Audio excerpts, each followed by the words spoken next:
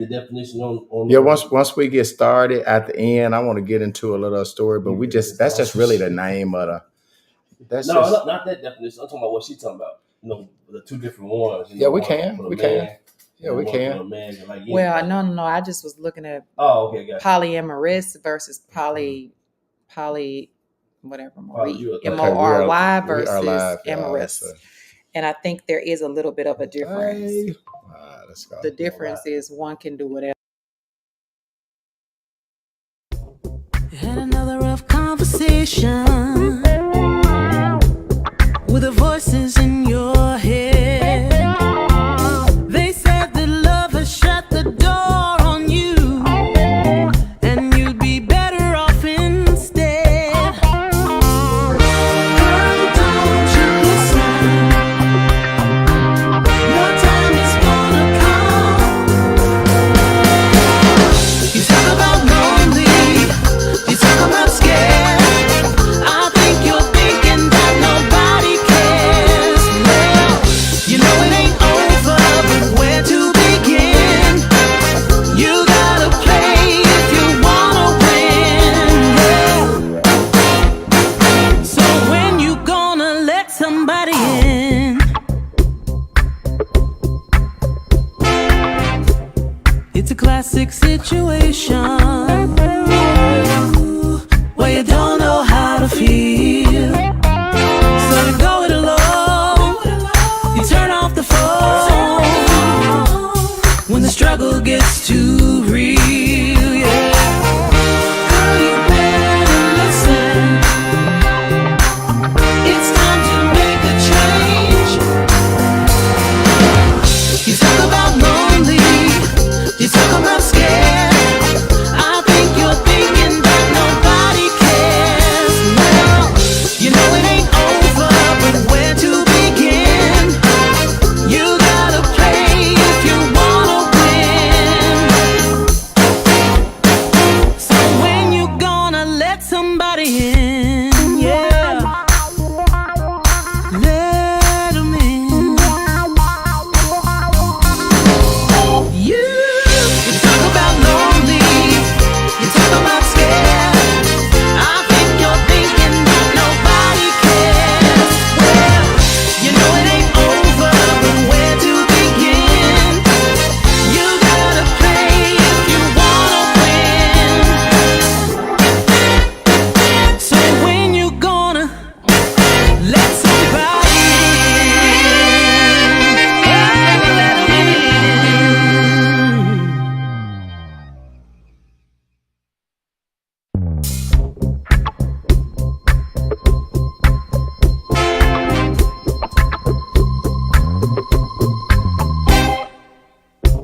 had another rough conversation with the voices in your head. They said that love has shut the door on you, and you'd be better off instead. Girl, don't you listen. Your time is gonna come. You talk about lonely, you talk about scared. I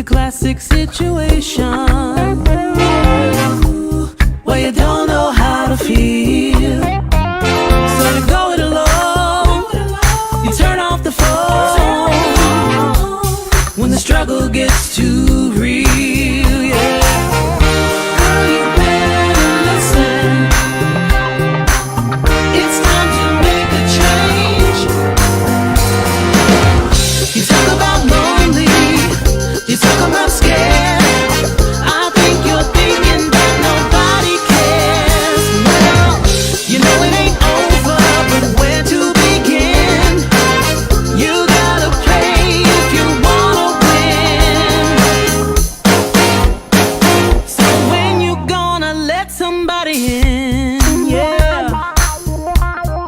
Let 'em in.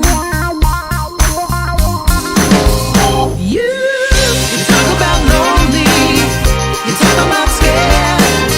I think you're thinking that nobody cares. Well, you know it ain't over, but where to begin? You gotta play if you wanna win. So when you gonna let somebody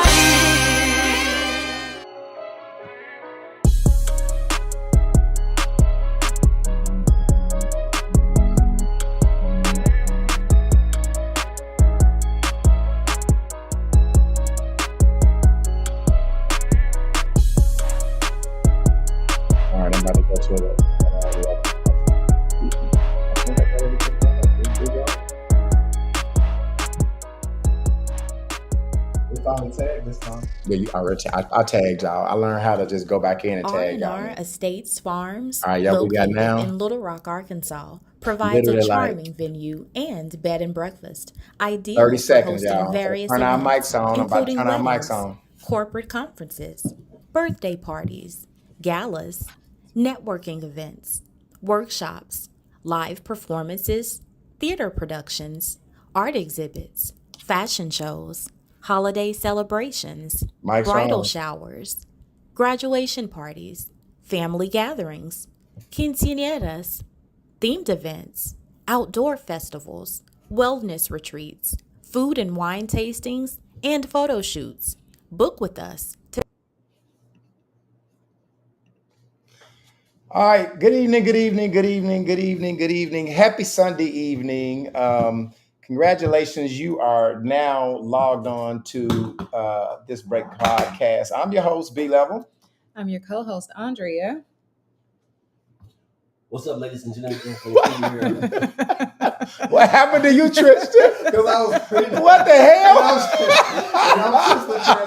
sorry, y'all. I was reading the comments. I'm sorry. I was so into the comments. I was reading the comments. I'm sorry, y'all.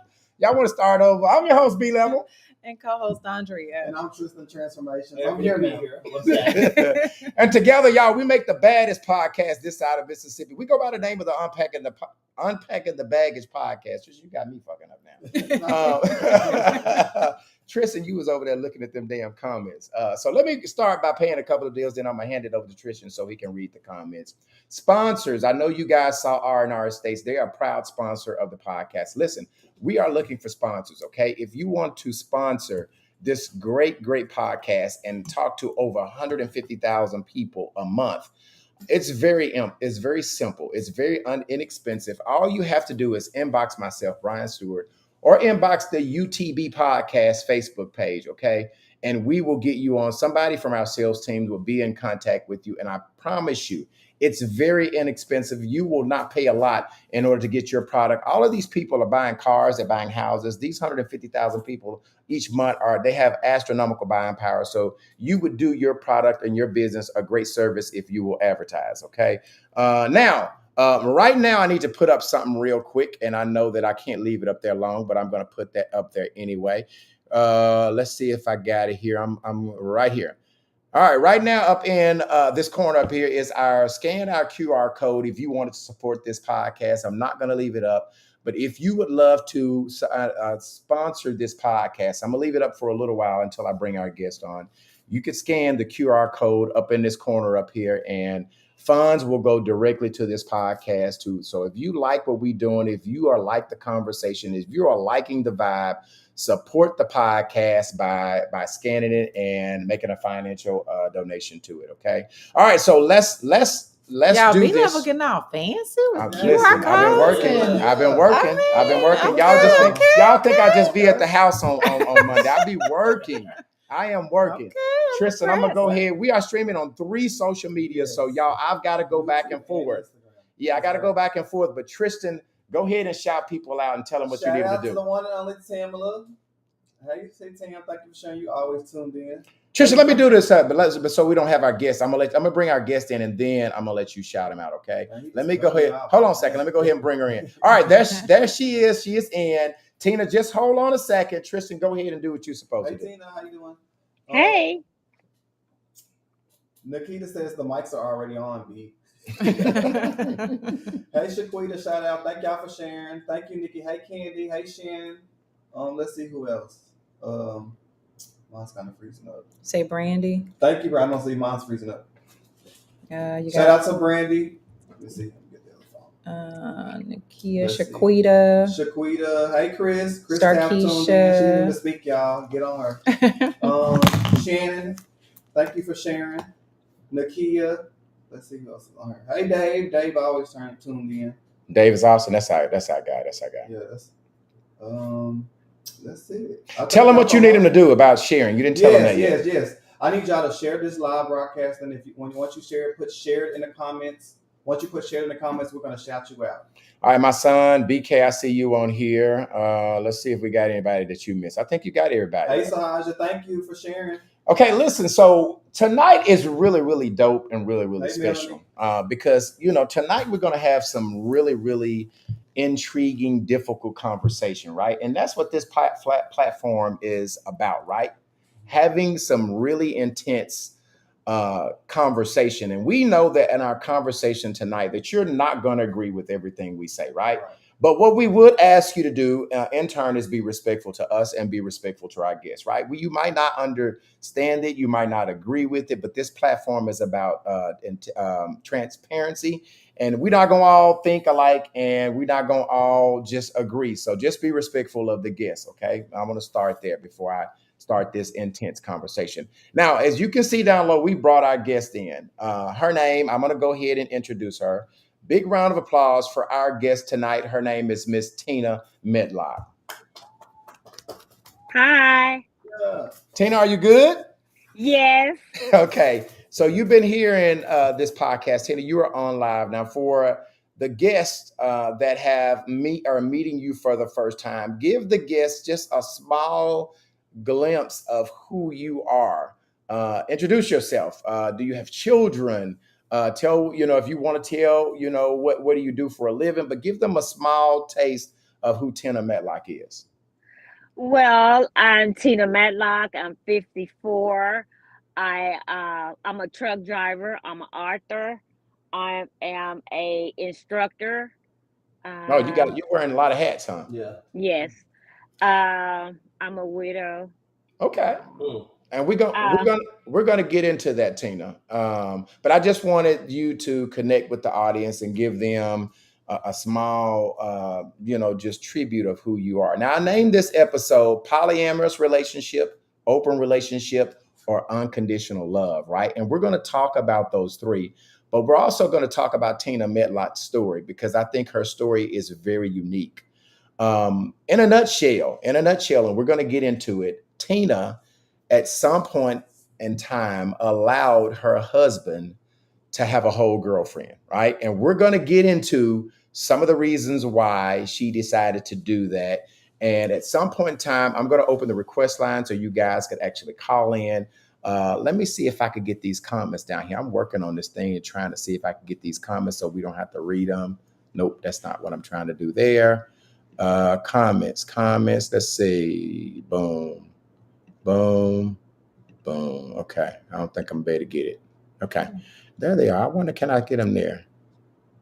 Can you see them? Nope. You can't see them. Don't even worry about it. Something. Did you? Mm-hmm. Okay. You can see it there, but you can't see all of them. But you can see them over here. Okay. All right. That way you read the comments. Or Tristan can read them over there. All right. So Tina, start off by telling you were married. How long were now to give this? Your husband has passed away, right? So your husband that we're talking about passed away. When did he pass away? 2 years ago. So August 2 years ago of 2022. Okay, you mentioned you were a weirdo, but some time ago, Not a weirdo, a widow. A widow. What? I'm sorry. My bad. Correct me. I'm sorry. But at some point in time, let's go back to when you first met your husband. Where did you meet him at, and how long ago did you meet him? Me and my husband, we was co-workers back in 1996. That's how we met at the job, and we ended up getting involved. He was married at the time. Okay. And Go ahead. Were you going to say something else? No. Okay, so you guys were getting involved. He was actually married before, right? Yes. So you was the other woman at first. Yes. Mm-hmm. Okay.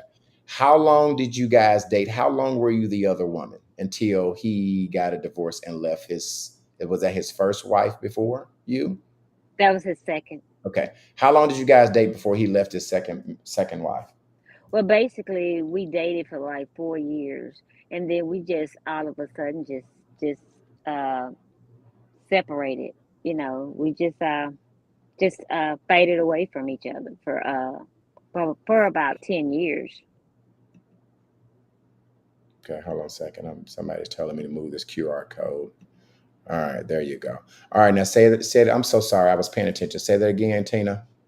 I said we was together for like 4 years, and then after that, we kind of faded off Okay. from each other Okay. for about 10 years. So you dated and then you stopped dating for 10 years. He made his way back into y'all life. Y'all, and let me say, I'm sorry for your loss. First of all, I need to also Thank say you. that I am sorry for your loss. That, when someone loses a significant other, that is a big impact. So I'm sorry for your loss. I need to stop Thank and say you. that. But at some point in time, you guys made your way back to dating, correct? Yes, it's kind of weird how that happened because 10 years later, not knowing that for those 10 years, he was right around the corner from me, from where I used to work, but we never ran into each other. And normally I would go to the same clubs that he would normally go to, but we never ran across each other for 10 years.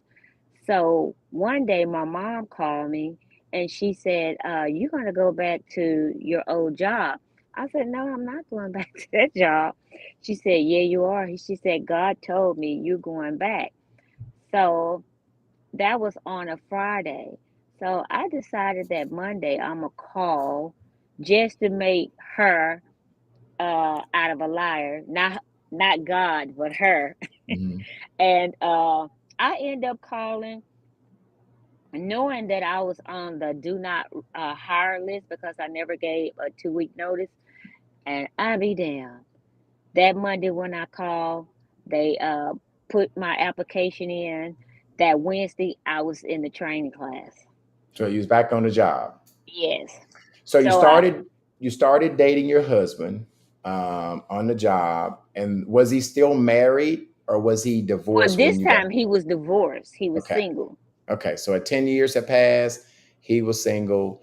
Y'all started dating. How long did you guys date before you guys decided to get married? Well, when I went back to the job December the 14th, so I didn't see him till I took my exam when I was about to graduate from my training class, which was January the 12th. I was inside the training room taking a test. Somebody told him that I was inside the training room. So he walked in and I looked around and I was like, I couldn't even think of, I couldn't even finish my test. So he stayed for a few minutes until I finished. And so I walked out that night. He asked me would I go out on a date with him. So I went out on a date with him, and ever since then we uh we was together. So So so 2 months January after being on the job is when y'all met. Y'all spent every night together afterwards. When did y'all get married? we got married the following year on January the 12th, the day we met up. So a year after dating. Yeah. So you stayed away from him for 10 years, met him on the job, worked the job for 2 months, met him, and for y'all dated for a whole year after being, and then y'all got married. Yes. How was the marriage at the beginning? Was it, did you guys go through a pretty good newlywed stage? How was it being married to somebody that you had dated before? Well, it was pretty good because we was already familiar with each other. We was already good friends from the Mhm. 4 years that we really, kind of messed around. So therefore, the relationship was real easy and it was comfortable. But it was like it's like we was nervous. Like it was like we knew each other, but then we didn't know each other because it was brand new again after, being separated for 10 years. Okay. Okay. And so at some point in time, Tina, you decided, or the conversation started about y'all's sex life, right? Hmm.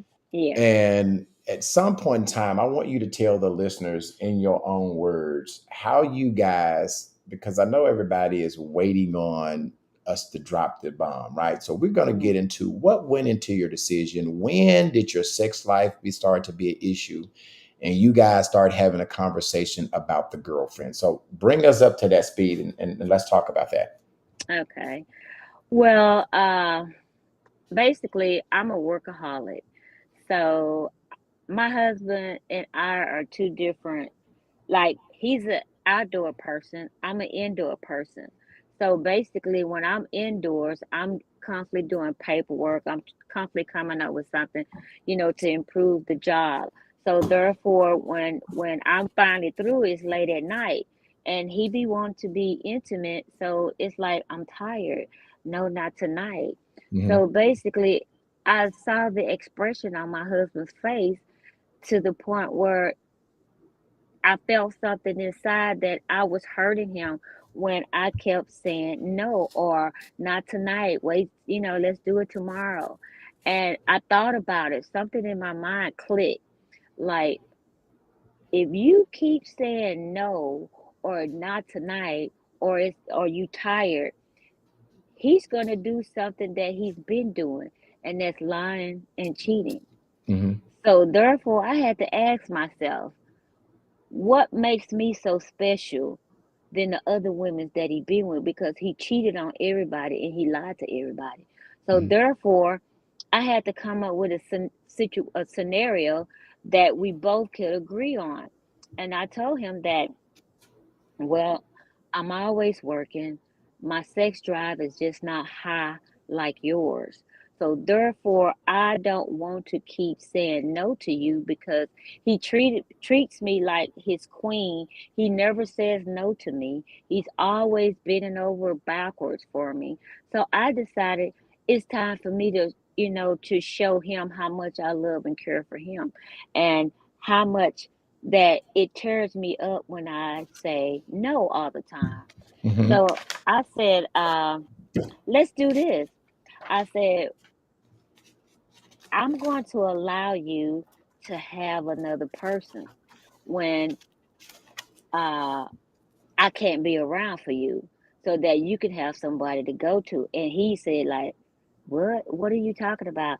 I said, I'm going to allow you to have a girlfriend, but it's going to come with stipulations.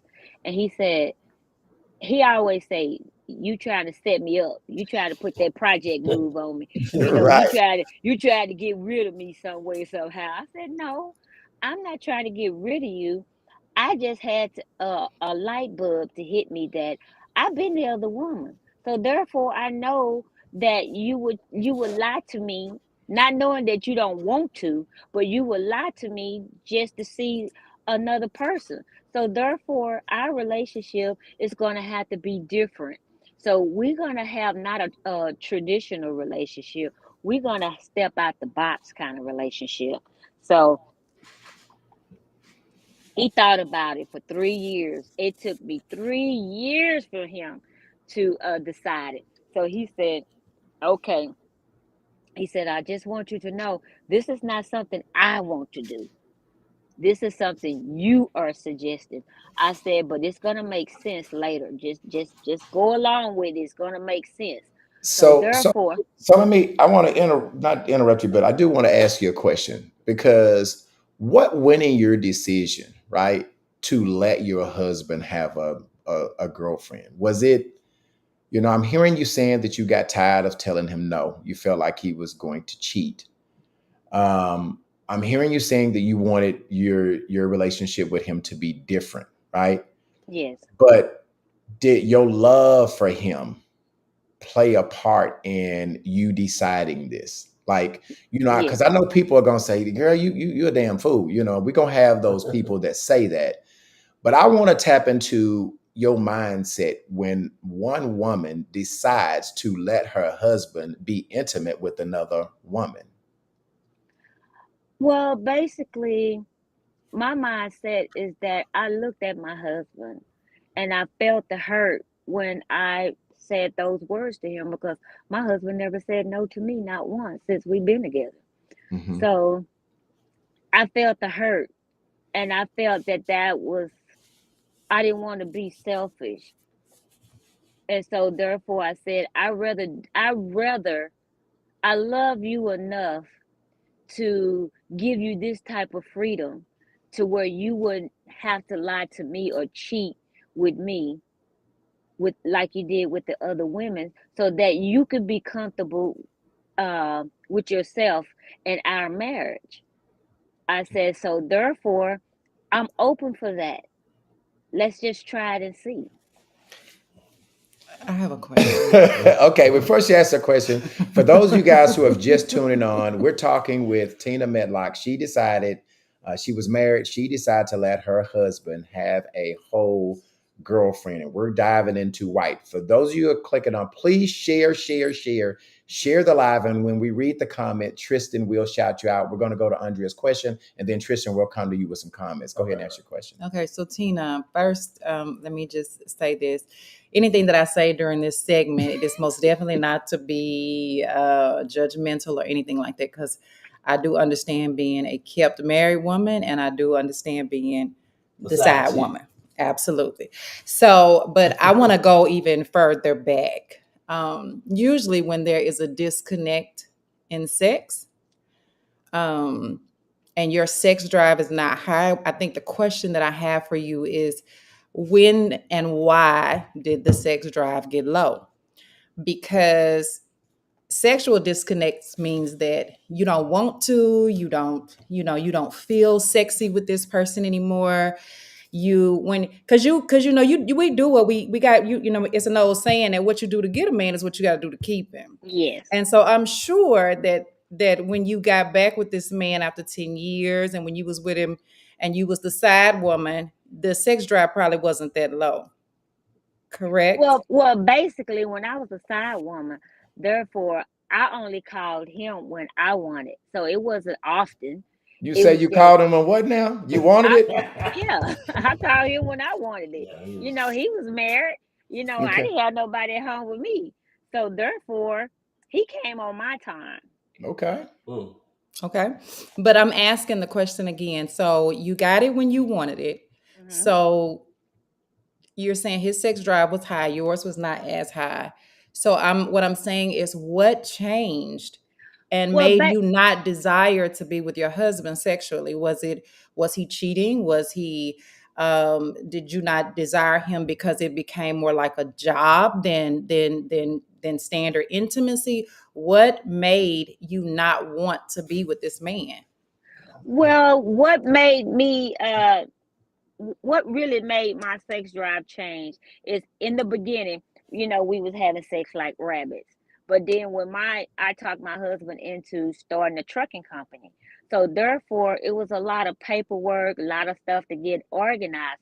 I was just focusing on making the company perfect to where he didn't have to do anything. So I did everything as far as compliance and keeping up all the paperwork and everything. I just got wrapped up in the business, just basically trying to make it perfect. Yeah, we understand all that, but they ain't got nothing to do with that puss. Well, the pussy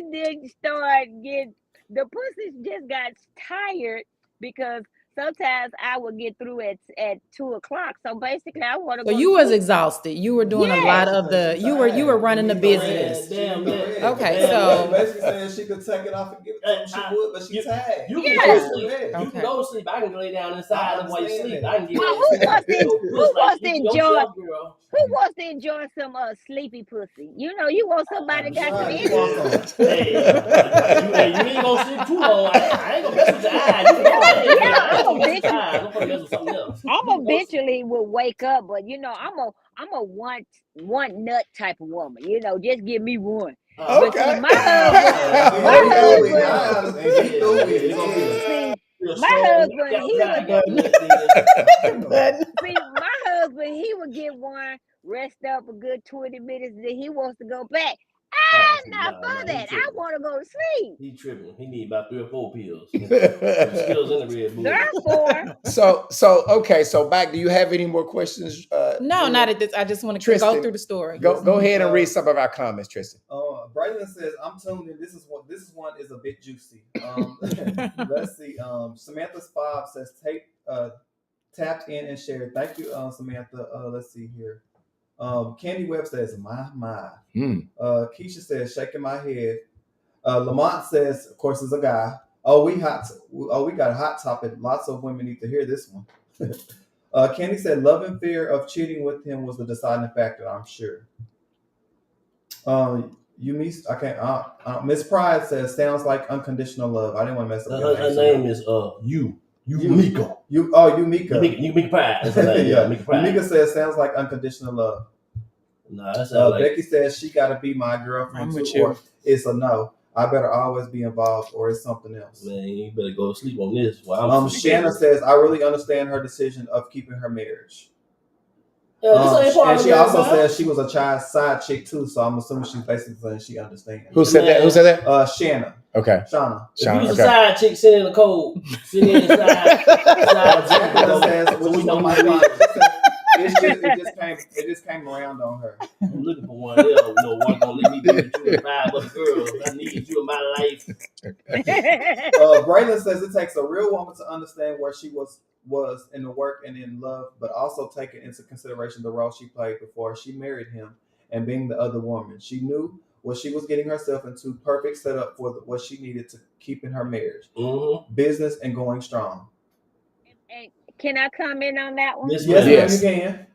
And I understand, the question that he just said, because basically, by me being a side chick, I had to stop the cycle. Yeah. His cycle. I had to stop it.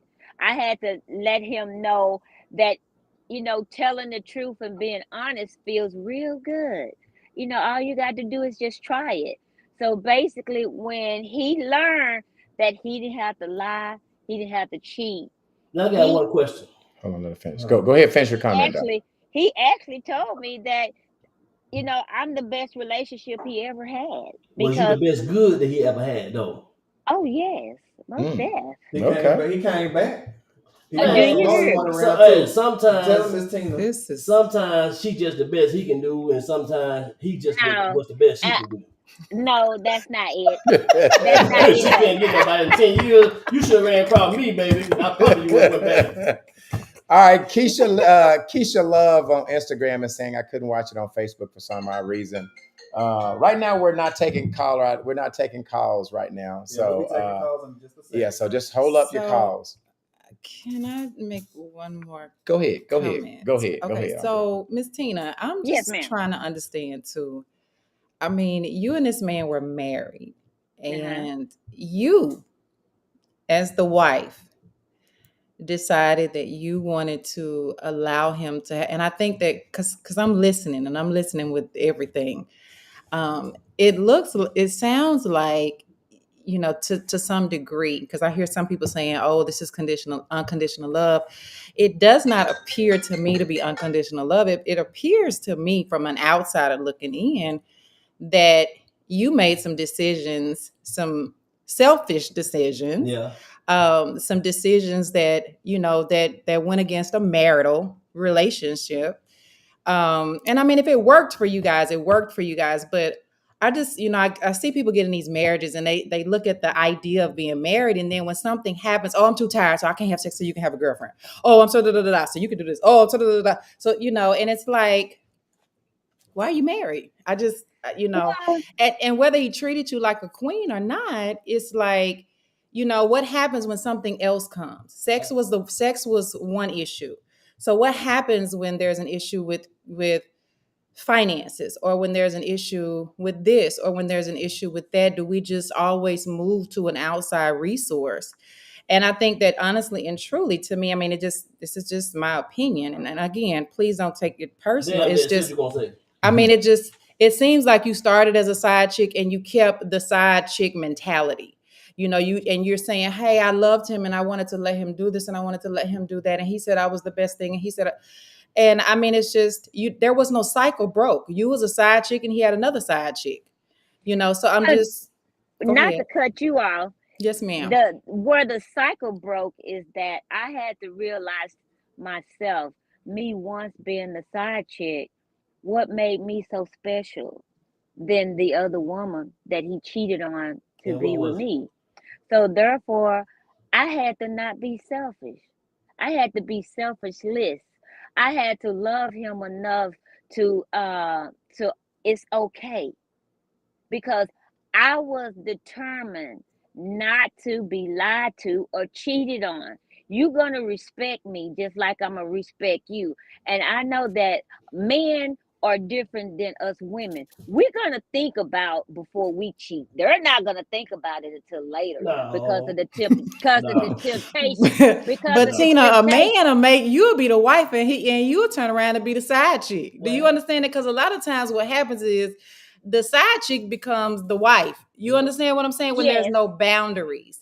And so just because everything wasn't divulged or everything wasn't told to you does not mean that there was not lies. And we can only talk about what's facts. You're yes. here and you're giving us, the situation from your perspective. But all that I'm saying is that you say what made you so different. What made you different is that you are the wife, and that and there should have been a higher standard. It should have been a higher No, standard. You I'm were I'm no, you saying are the basic. wife, and Yes, there should have been some higher standards. the Not highest the go ahead. higher standard was, I wanted to let him know that you're not going to cheat, you're not going to lie. The higher standards mean I sacrifice for my happiness and for my love, because I didn't want him to do it to me. So therefore, I sacrificed a lot to be in my marriage, to show my husband that I love him and that we're going to communicate. We're going to be each other's best friends. Therefore, we're gonna talk. We're gonna trust each other. We're going to, if you have something on your mind that you might be thinking about doing, or you feel that you would get away with it, talk to me. Let's talk about it, because you'll be surprised with the outcome. Let's talk. That's a lot of things going, wrong with some of the relationships now. They Yeah, don't but y'all was doing a communicate. lot of talking about everything else, but y'all having sex.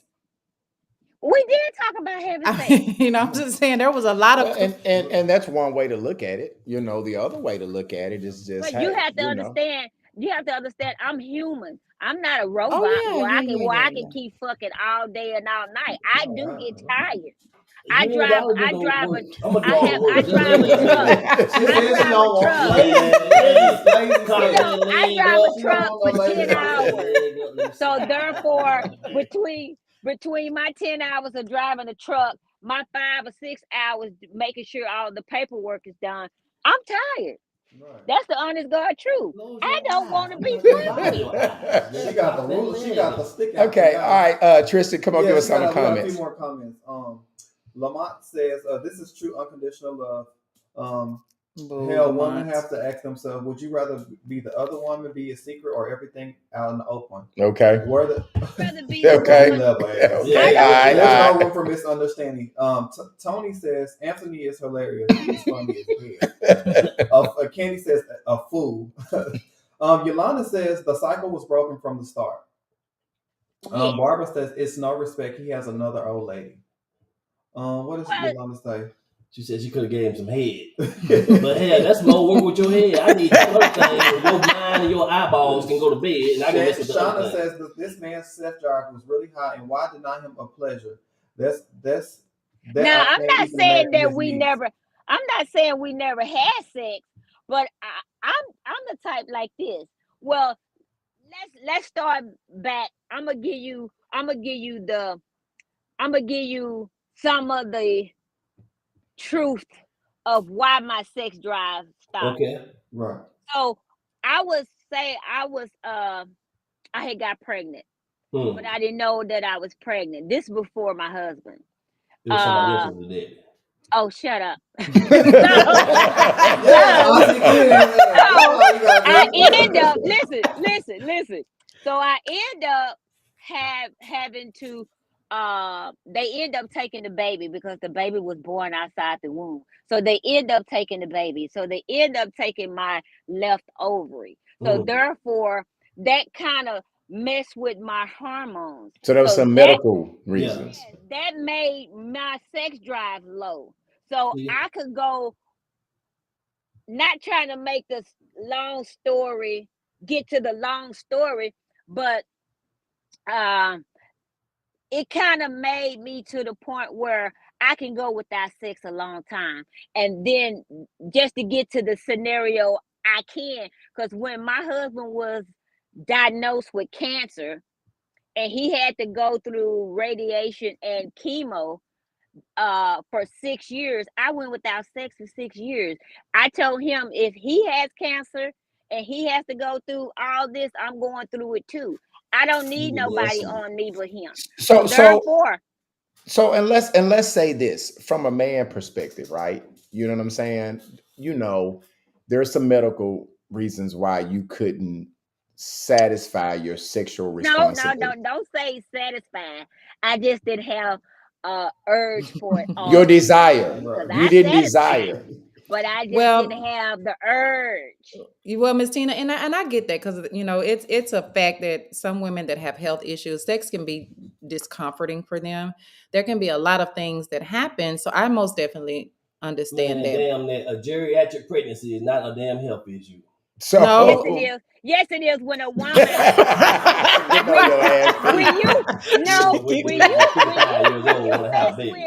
when the doctor mess with a woman's inside, that messes up her hormones. That give us menopause. Hold on. Menopause. So therefore, when you have menopause, you don't have a sex drive, hardly. Man, all I had to do was my sex drive, my put on that thing. Why you always listen for real. She's actually really being honest about the whole health thing, and not to break all of that down, but she's right. When a woman does go through menopause, there are some things your body does not. It doesn't get wet like a normal body does. It doesn't. There are some things that happen. And so, but I think that is those conversations that, people really need to have so that your spouse can understand the foreplay starts before you get in the bedroom. And I can't do it the way you want to do it all the time. And can you slow it down a little bit? And I can try to pick it up a little bit. And let's make this not a job. But so you're saying have some conversations and be creative, not allow somebody correct else. Okay. So listen, so that was my reason, because I couldn't all the time, I didn't want to be selfish and let him tell him you can't be with nobody else. You just gonna have to do it when I'm ready to do it. No, that's being selfish. I think that was an internal issue within yourself, and I think you felt like you were losing if you didn't do that. I don't think that's something it's not that I was losing. I wasn't going to lose because I wasn't going to be selfish. I was going to allow him to be happy. Just because something going on with me. I'm not buying that. Yeah. I ain't buying it. It's not for you. It's not for you to buy. So Tina, let's So Tina, let's do this. Let's move the conversation into how you guys pick this woman, right? I mean, we can go back and forth all day about if you should and shouldn't. What happened next? How did y'all pick this girlfriend? What went into that? Basically, I didn't pick anybody. He met the person out at a club when they were doing swing out lessons. And he told her that, that's a dance. At the swing bar, the swing out. Tina, go back and say how he met her again. When they was taking out swing out lessons at a club. And what are swing out lessons? What are they? You know how you do the step, like Chicago step and stuff. Step lessons. Step lessons. Because so you step lessons. Okay, so he met her. They call it swing out. Okay. All right. I know. They wasn't at the swingers bar. What's his name? Trisha gonna make sure he ain't on his hit list. So you met he met her. Did he bring her home? Did y'all go? So how did that conversation about how he introduced her to you? Basically, I think it was the fifth class, and he told her that he was married, and that he let her know, what was going on in his life as far as You not getting uh it. I wasn't what? Yeah, he let her know that you wasn't getting him none, and so she decided to try No, to that be wasn't assistant to it. you. No. He just let her know what type of relationship that me and him decided to have. Okay. And basically, at first she thought it was a joke, but she was glad that he was honest with her when he told her that he was married. But Okay. when he told her that he wanted her to talk to me, she thought he was joking. Like, you got to be kidding me. You think I'm going to talk to your wife? And he said, yes, I want you to talk to her. He said, because you're coming on to me and I like you. So I want you to meet my wife. Okay, So so let me ask you this, Tina. I want to progress this conversation. How was that like? Where did y'all meet at? Like, where did y'all meet up? Did y'all go to a restaurant, or how was that like? well, I talked to her over the phone. Okay, She was getting her nails and toes done. So I told her I would meet her up there.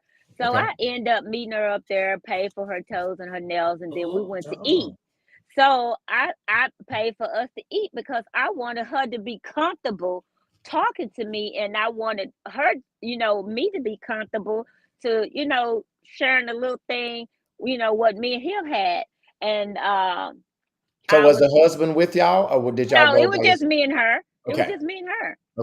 okay. And so basically, you just basically told her, hey, just I want to paraphrase, but your conversation with her is, I'm allowing you. Basically, tell me what you told her. Basically, I just told her woman to woman that I'm menopausing, my sex drive is not high, and I do not want my husband to lie or cheat. So therefore, him having to sneak to do it, I told him that it was okay. She asked me the same question, why? I said, because I don't want to be selfish. To me, if I say to him, no, you can't do it, you have to do it when I get ready, that's just going to send him out there to do it. And I wasn't for that. She said, I can kind of understand what you're talking about. It to me, it kind of makes sense. So she said, but I never experienced nothing like that. But I understand where you coming from. I said, so therefore, I said, I love the grounds my husband walk on. I said, so therefore, I'm not gonna withhold something from him that he can get from someone else. And it's all right with me. Okay, so did you tell her, were there any rules? Did he wasn't he was I mean, when I say rules, you can't do it on this day, or you can't do oral, or you can't do it from the back. You can't, I mean, were there any rules? The only rule that I had with him and her, that he has to use protection with you. He can't. oh, damn. You might He well just has go to on and use. file that He divorce has and to move use on and get a protection. divorce and let me go He on and has to use start leading my protection. life. So you use that they had to use protection, right? So let me Do ask they you. have days? No, I mean, Like, you did didn't they have specific days that, did you say and he again, can't? He can only have them the 2 days a other week? obvious question is, where did they do it at? Did you let them do it in your house? They always went and got rooms, or either they went to her house. Okay. Oh, man. I just gonna divorce your ass. So you guys, you allow her to do that. Obviously, he had to tell you where he was when that was happening. Obviously, that conversation was, "Hey, babe, I'm gonna go be with Sarah tonight. I'll get back with you." Did he spend the night? Did he come home? How many days did you No, let him stay a week? well, basically, uh, they will always meet up. Like in the beginning, they would meet up on the weekend. He'll say, "Well, I'm gonna go out with Sarah, Mm-hmm. and they're gonna go take the class." And after that, he probably go over there and spend the night. So I just said, okay, just let me know you made it over there okay, because he likes to drink. So I said, just let me know you made it okay, Oh, Tina, so You I'm better call him an okay. Uber, Tina. girl, Tina. No, Hey, So how she look, Tina? She's cute to be an older woman. Older woman. He got an old fool. I'm gonna trade your old ass. I'm gonna give you somebody at 25. You say, boy, you crazy. Shut up, You Anthony. are crazy. Okay. I'm gonna read Okay. a few of these Go comments. ahead. A Go few ahead. questions. Monica Talbot says, when he went through chemotherapy, you stated he went that without sex for 6 years. Did he offer you another person for you? We gonna get into that. Okay, Don't let's answer say that. Well, we Don't gonna answer hang that right now, Don't answer Tina. that. We can hang that. Yeah, just hang. over Yeah, your head. come on, read some more questions. Just put that on the back of your mind. She got a roll for 6 years. Shauna says the lady was invested in her investment. Period. Girl, that ain't no investment. Monica Talbot says, "Pay for the nails and the toes." I be damned. She just giving all her goods away, baby. So Keena Phillips says, "So who was Barbara and who was Shirley?" Basically, there wasn't no Barbara or Cheryl because we sat down and talked to each other like woman to woman. But let me sit down and talk to you. And who make the most money, you or him? Huh? She already said she getting no money. She make the most money. She was invested. No, it was his company. It was his company. I was the manager of his company. I don't want my husband to fail, so therefore I made sure that the company stayed on top of everything. So you made him look like he the owner, but you really was the person. He was the owner. Boy, that's how y'all do these men. Boy, y'all. No, my husband was the owner of his company. My name on his company was manager. He was the my manager. name on my name was the manager. He was the owner. Yeah, and I identify as they, him, she, and not they. I don't want my husband to fail, so I'm gonna do whatever it takes to make my husband be on top. So that's all that matters to me.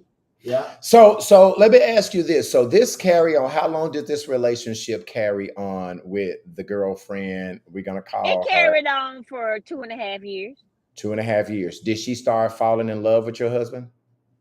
Yeah, I'm quite sure she did because she was well, when you say, wait, I want to clear up something because Tina, you said you're quite sure. Either she did or she didn't. Did she fall in love? She did. Okay. Yeah. And in our conversation, you told me that you guys, the three of y'all, became friends. Let me ask you this: there was not any sex between you and her, was it? No. Okay, it was just. Did you ever have problems out of her, Tina? Did you ever experience any problems out of her? I swear to you on everything I love, I never had a problem with that woman. She knew her role. Man, you should have gave that woman. You should have tested product.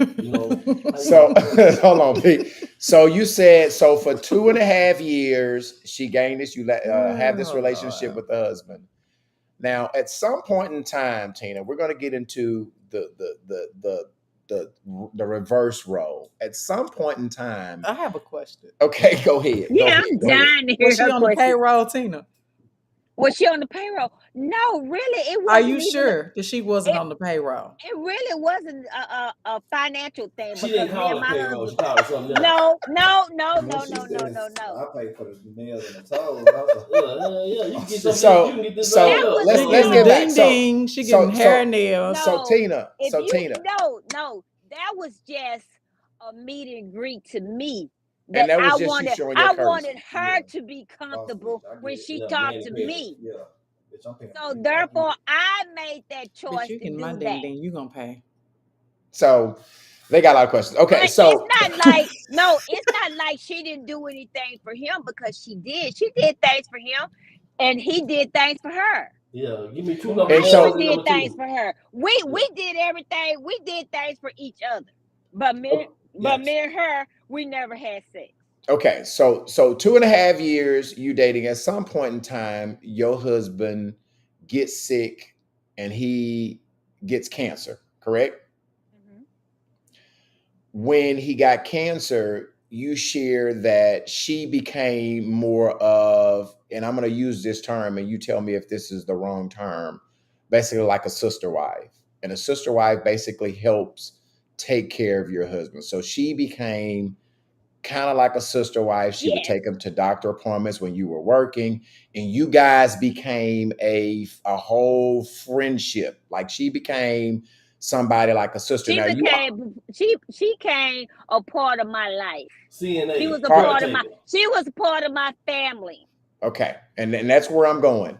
To the point where when you introduced her to your blood family, how did you introduce her? How did you tell them? Who did you tell them she was to you and your husband? When we first introduced her, we introduced her to his mother now, his mother and sisters and the mother's boyfriend. So we at first we told the parents Tina. that no, she, you, Come on. You said you no, introduced her as what now? we introduced her as his girlfriend. And what was You and what did his mother say when you come to her house and said, "Hey, mother-in-law, I'm the wife. Here's my husband's girlfriend." What did she say? My mother-in-law actually said, if you allowing him to have a girlfriend, it's got to be something serious. Mm. Because I trust your judgment. It's got to be something serious. So therefore, she said, I can have an opinion all day long, but whatever it is that you and my son doing, if it works for y'all, it works for y'all. Okay. And that's it. And What my did mother said the same thing. She said, now? hell, maybe I need to get a sister wife or somebody for So your daddy. But other than that, she said, if it works for y'all, we're happy. That's what just did like a person. That's just like a person coming out of the closet saying No, that. it ain't. No, it ain't Yes, the it same is. thing. Yes, No, it is. no, You want your people no, to it ain't be the same you thing. want your people to be supported. You want your people to be supported of the decisions that you make. Tina. Yes, so hold yes. on. You want Hold on, y'all. So and I know and so listen. First of all, let me say this, Tina. I need to say this. I really respect you so much I for do standing too. on I your do truth. too. Because let I me do just too. tell you, you have the courage, and I can see the unconditional love. You know what I'm saying. I can don't look I at know me. she I just don't said. look at She said Andrea. that is not Tina, I unconditional. respect the hell out of you. I do. And I'm not, and like I said, I'm not being judgmental. I don't agree, but I do respect you. And if it Yeah. works for you, it works. But I'm not, I But ain't but buying none of but this. Tina, I do want to get back to the And B to level some lying to you, important. No, Tina. I want to go to some important questions. What did your family say? Now, the both moms said we'll get it. What did your family say when did you bring her to family functions? Yeah. We What did they invited her say? to fest. What did they say? Once they got to know her, they really liked her. They Now my sister-in-law said, "Are you crazy?" And I just said, They all thought that. they probably did, but she the only one that came out with it. But I'm sure. but like I told her, if you got out the box, we're so stuck with tradition that sometimes when a person change, people get they be afraid to change. I'm not afraid to change. I'm not afraid to step outside of the box to do something different. I'm not a traditional type of woman. okay, so Never have Tina. and never will be. Okay, and so Tina, this interview is getting ready to take a change, right? Your husband got sick. He got cancer. At some point in time, his sex drive started not to be what it used to be, correct? Yes. At some point in time, he started, and I don't want to put words in your mouth, but at some point in time, he decides that I need to return the favor to you. All right. At some point in time, he was not in a position to have sex at all, or was it as much? Well, it was like at first it was as much, and then Okay. later he couldn't have it at all because the cancer got real bad. Okay. And so at some point in time, he said, I'm gonna do you like you did me. No. Which, well, I mean, he didn't use those words. What do you say, Tina? My husband said to me is that I want you to be happy. I want you to find someone because my body is changing. I'm in more pain than I'm normally be. So I know something is about to happen. So I want you to start looking for someone to be in a relationship so that when if I don't like to say that word because it Me makes me pass. I cry, understand. Yeah. that I want to know that you're happy before I'm gone. Mm. So he was And saying to then you. So he was saying to you in short terms, he wanted you to then go find a boyfriend. yes, Okay. So now this is how many years in y'all marriage? 5. 5 years. You're at work. Because next year, January 12th will be 10 years. He died 2 years, so 8 years. 8 years. So what do you say to him when he says that he wants you to find somebody else? Are you open to it? You told me about this work relationship, and I want you to get into this man that you were working with and how that relationship turned into it. So what did you say to that when he told you that? I told him that, it was this person at work that, really like me. He's been liking me for a year.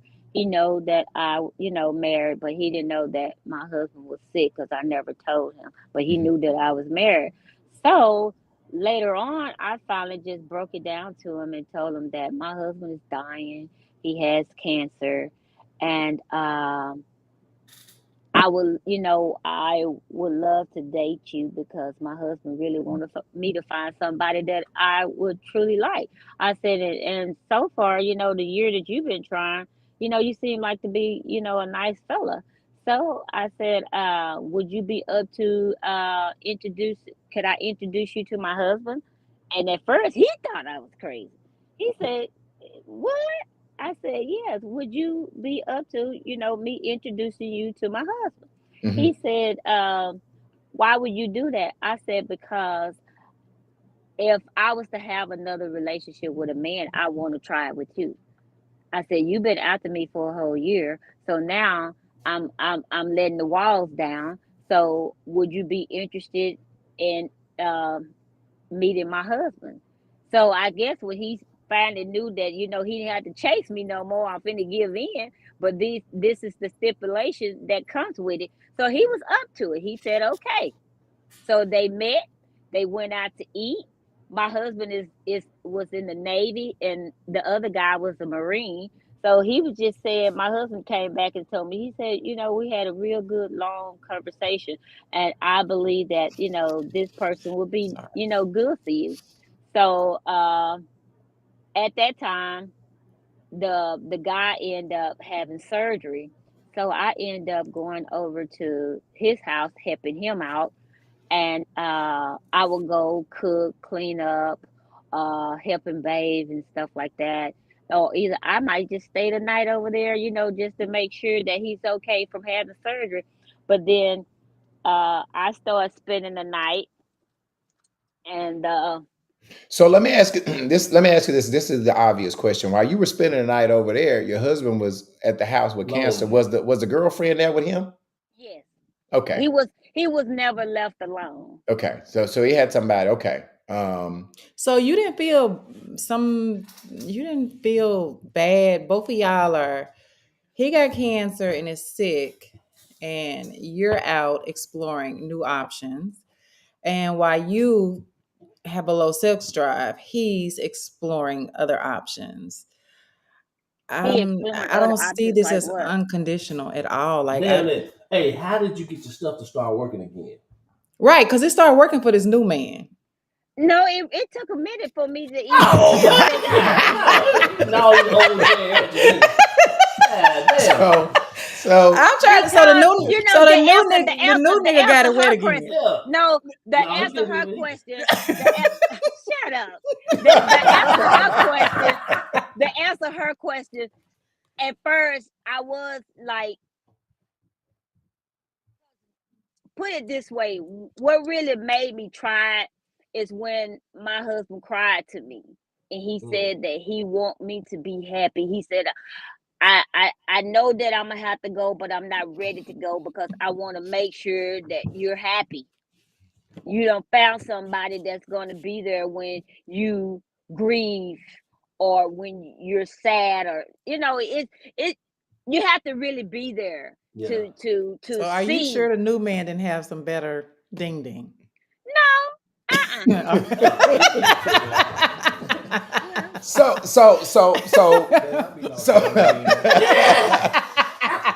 so you I guys. wasn't What is ding it called? So let me. What's the word? Did he have some good penis? No. What you want? What you want, Tristan? Hey, hey Tina, that's an inside joke. I'm trying not to call it a cock or a dick. Listen, you know. Listen, I want to get finished with this conversation so we can allow people to call in. Okay, so listen, you date him. Let me ask you a real good question. How long do you date the other guy? When did your husband? Because your husband ultimately he passed away. How long did your husband passed away? 2 years, right? Tina? Yeah, hung up. Tina, you there? She here. Can you hear me? Yeah, I can hear you. So your husband passed away at some point in time, correct? 2 years ago. All right, you might have to need to come closer to the phone because it's challenging for us to hear you. Can you hear me? Yeah, I can hear you. Yeah, the closer you get to the phone, the better we can hear you. Okay. And so are you still dating that man now? Are you still with him in a relationship now? No, I haven't dated anyone. Okay. So when did that relationship? No, don't worry about it. Please stop it. She be right. And listen, Tina, you got to understand this fool is a comedian. This fool is a comedian. He only want to get laughs. He only want to get laughs. Okay, so Tina, when did you guys break up? Well, basically, we wasn't in a relationship. We was working on it, but when my husband health really got bad, I just stopped talking to him because I wanted to really be there for my husband. If something was to happen and I was somewhere else, I don't think I would have lived with the consequences that, he passed and I wasn't there because I was over Tom, Dick, and Harry house. No. Yeah. Okay. So you guys were never in a relationship, but y'all just had an agreement, and y'all messed around for how long? The new guy. Well, we only did it once, but the new guy wanted to continue it, but I didn't want to continue it because I wanted to focus on my husband. I told my husband, I can understand that you want me to be happy and you want me to find someone before you pass. I cannot do it right now. My focus and my concern is on you, and that's just it. I'm sorry. I tried it, but my focus is on you because when I was always not just over the guy house, I could be at Walmart, anywhere. If I'm gone and something happened and I wasn't there, it would just kill me. Mm-hmm. So Tina, what do you say? And I'm pretty sure you've had to answer this a lot. What do you say to the people and there's the women that are say, Tina, you've lost it. You're crazy as hell. I would never do that. What would you say to those people that say that to you? I just say to those women, like I said, what was good for me might not be good for you. But if you want to and you need to sit down and you ask yourself, what would make you could be pretty, you could be fine, you could be all that and above. But when a man is tempted by something else that he think that's going to be greater or better than you, he's gonna test those waters. What are you willing to sacrifice to get a good understanding, to build that trust in your relationship, to where he don't have to go to his homeboys to tell him about the new woman he met? He could come to you and tell you, well, baby, I've been thinking about doing this, or temptation been riding me so rough. I want to come to you and talk to you first before I make any actions because I'm tempted. Either that's gonna bring her to say, well, what's going on with ours that will make you be tempted like that? So therefore, that's open up communication. A lot of relationships is not communicating with each other. This must be a geriatric thing. Because the young dudes like me, they say ain't nothing better than puss, but no puss. You know what, Tina? And I'm B-level asked, what do you tell the women? So I'm going to tell the other women on the other side. Everything starts with a thought. And in your understanding and from what you're verbally expressing, you already had it in your head that this man, if there's something that he wants to do, he's going to do it. And mine's, you come home with the thought, it's going to be another thought in your goddamn head. Like, that I'm going to kill your ass and probably this other woman too, because we ain't playing these games. But a man will only do what he is allowed to do. And some of them, yes, will do things, but there still needs to be some type of consequences and repercussions. And you never open up doors that you can't close. Like these are doors that were open that Pandora's box. Yeah, basically. you just opened them. You allowed those doors to But be see, open. And our men ain't that complicated, girl. They not that complicated. No, men are not complicated, but they're liars. Some of them are liars. Well, you knew yours was a liar when you was with him the 4 Yes, years, and when you yes, stopped you the 10, sure and when right. you got back with him. Yes. So you knew that. But my dog, he learned new tricks. So he was teachable. So you All right, know, so listen. The other owners didn't train him. I did. Uh-oh. Tristan, read some comments and then listen. When Tristan come back, all right, we're gonna open up the information line 501. Did you put the number up there, Tristan? No, yeah, because I didn't want Okay. to call Okay. All right, go ahead. Okay, go ahead. Okay. Yolanda says, "Oh hell no, you gotta go." K. Dot says, "A lot of women are not open enough to have this conversation." I agree with that. I don't agree with it, but I do respect you. I do. I do respect the situation. I understand. I just understand. I wouldn't do it, but I definitely understand when you go. So Tristan, you saying that you can understand the situation that Tina was in? I'm a hard work. I'm all about the business, and I don't feel like if I could take it off and give it to you, I would. I don't feel like all that. So you go to work, you leave your man pussy at home, or you take your man pussy with you. I wish I could take it off and leave. Shit, I can feel her. It's work to be done. I'm trying to set this up for you. Okay. But I'm trying to understand. Like, I've been up since. But this is the thing. When you sign up for these relationships, that's what you sign up for. When you sign up to be a wife, you sign. Wait. You sign up to be a wife. So I'm just trying to say, like, I've been up since 5 o'clock, and when I got up, I had a man, I would have did this, got up, fixed my breakfast, got my kids, went to church, came home, did what I got to do, and probably did it again. Because that's what you ain't got no real woman. But at the end of the day, I'm just saying when you in relationship, that's what you do.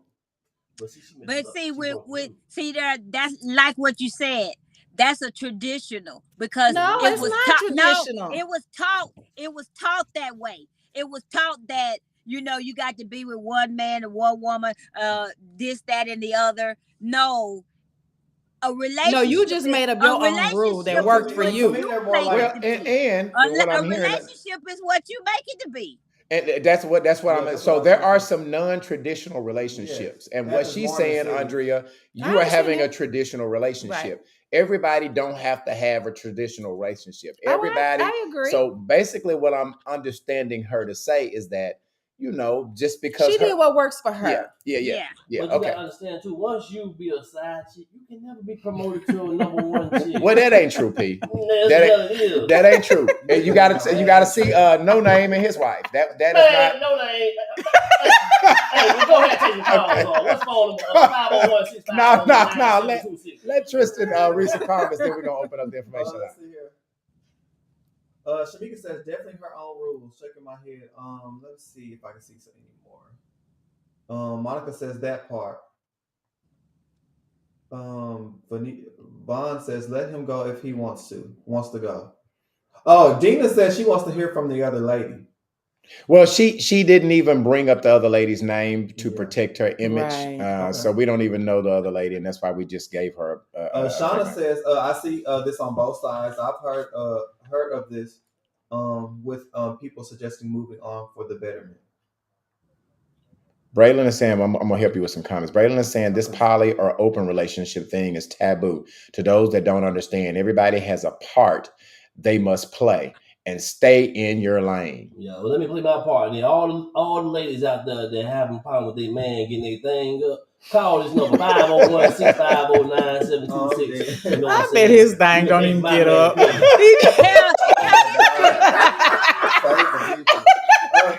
It always be them ones that be showing out like that. But if this worked for her and him, I guess our opinion don't matter. And I know when they are comfortable, he didn't use when she said, I know when things got comfortable, he didn't use those rubbers. Yeah. He ain't used that. Okay, and so let me, well, I ain't gonna get to that. Princess Honor said she helped take care of him as well. Took him to the doctor visit when the wife was working. The woman became extra close when he became sick. All old people be close to their Candy Webb said, "Are you too tired for it?" I guess she's saying that with a new guy. So that's kind of what they said. Somehow you got rejuvenated, is what people are saying. Well, like I said, I didn't get rejuvenated. I just only did it once. But then I focused. I was fearful because I didn't want to be outside the house if something was to happen. Because to be honest with you, my husband, this got me a little emotional because when my husband got out the tub, he cried to me the night before he died. He cried and said, I have really enjoyed my life with you. I just now starting to live life, but I know something is going on. Something is about to happen because I don't think I'm going to be here before the weekend because my pain is getting worse. He said, but I want you to know that I love you and you are the best thing that ever happened to me. And we hugged. And not knowing that he was finna pass, when he hugged me and he told me he loved me, and my brother-in-law and my nephews was helping him to the restroom, and that's when he took his last breath in my arms.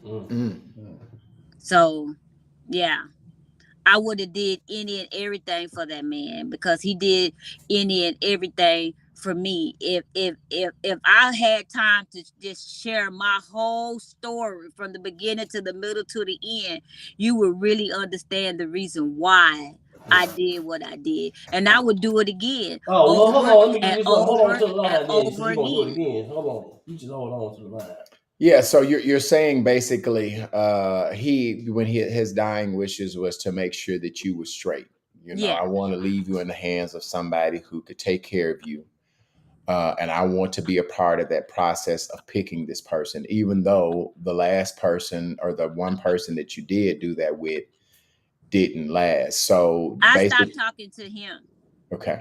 All right. Trish, you got a couple more comments you want to get into?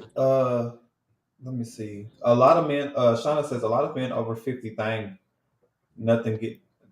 A lot of men over 50 think not getting up. The truth. Oh, he didn't have no problem. If it wasn't for the chemo or the radiation, that what slowed him down. That chemo and the radiation. Oh, so you was the problem. Yeah. Lamont says, I think she did what was best to protect her heart. Is what it sounded like to me. Yeah. And shout out to Lamont Calloway. Lamont Calloway is actually the person that hooked us up. So shout out to Lamont Calloway that's tuned in. That's my guy. He got a car lot over there on Broadway in North Little Rock. Most relationships are not traditional. We create these boundaries of our insecurities and fairy tales we were taught. Yeah. Interesting. Don Foots, I know you, Don Foots, I'm telling you to call in, man. I know you have a different perspective on this. Don Foots, you call us every week, 501-650-9726. Foots, call in, but I need you, partner. I need you. I know you, I would love to hear your perspective on this situation. We're opening up the information line now, y'all. You can keep reading comments. Don says, people don't understand unconditional love. Seems to me most relationships is about sex. And that's the breaking point with most relationships is sex. I agree. Two most powerful things in the world: money and puss. Money and puss. I got a joke. Your problem is that you're not getting enough. My problem is ain't enough y'all go around. I need more hours in a day, baby. What's I need more hours in a day. Get him, Tina. Get him. Hey, Tina, get him. Hey, Tina. Tina, get him.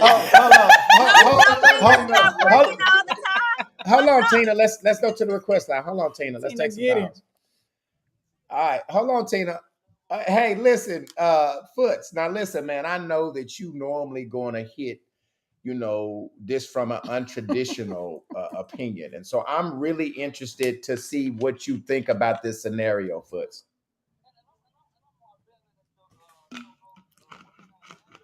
Andrea.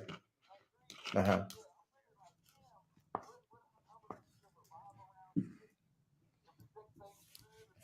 Where did you get this from, sir? What are you talking about?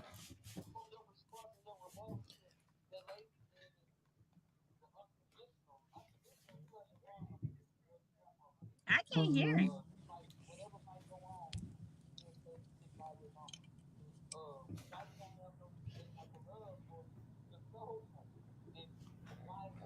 They're not. That wasn't a. To me, that was. Okay, hold on a second. They're Go ahead. saying they cannot hear him. Okay. I don't know. We can. Yeah. Turn. All right. Can y'all hear the caller? No, Can y'all hear him? no, I can't hear him.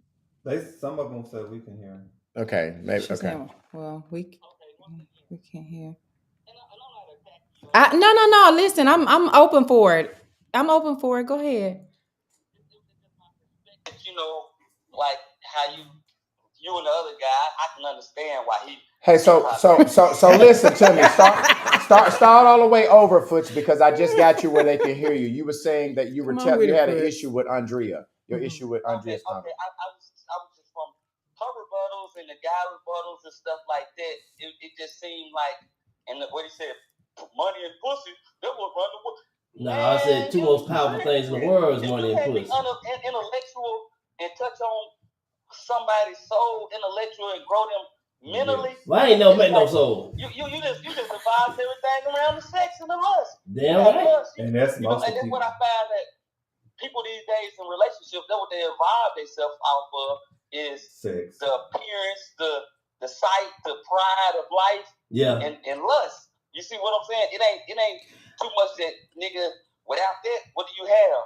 You know what I'm saying? Man. No. But I'm trying to. But you said it's like you kind of talking in circles. Because my thing is I'm looking at it as a relationship. If it's an unconditional thing, unconditional means if you have an issue, I'm still here. If you have an issue, I still sacrifice. My mother is my mother, but my mother still has standards. She still has boundaries. She still makes you respect her.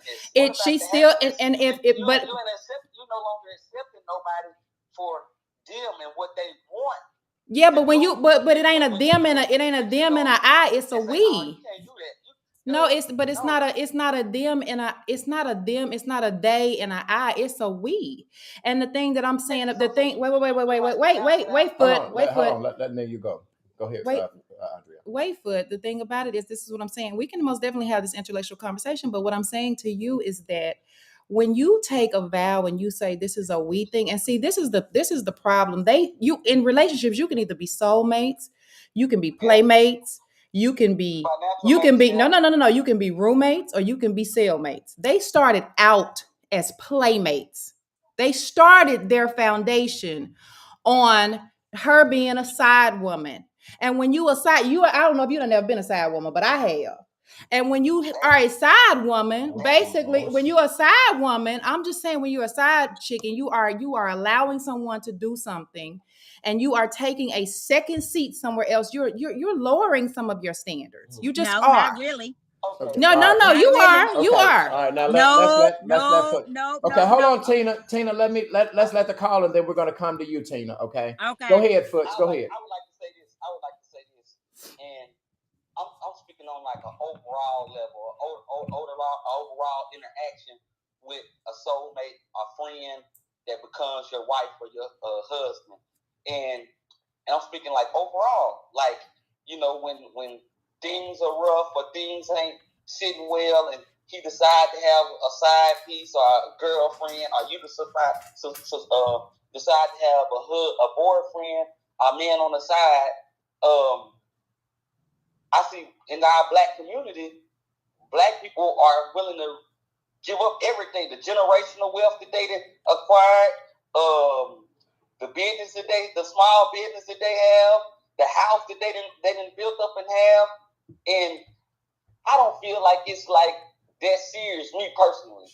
You know what I'm saying? Because, you know, for somebody happiness, for somebody flings, You see what I'm saying? I mean, if you're going to unconditional mean being able to work through that. Yeah. You know, Well, that's what I'm somebody saying. fight all that. But that's what I'm saying, Foot.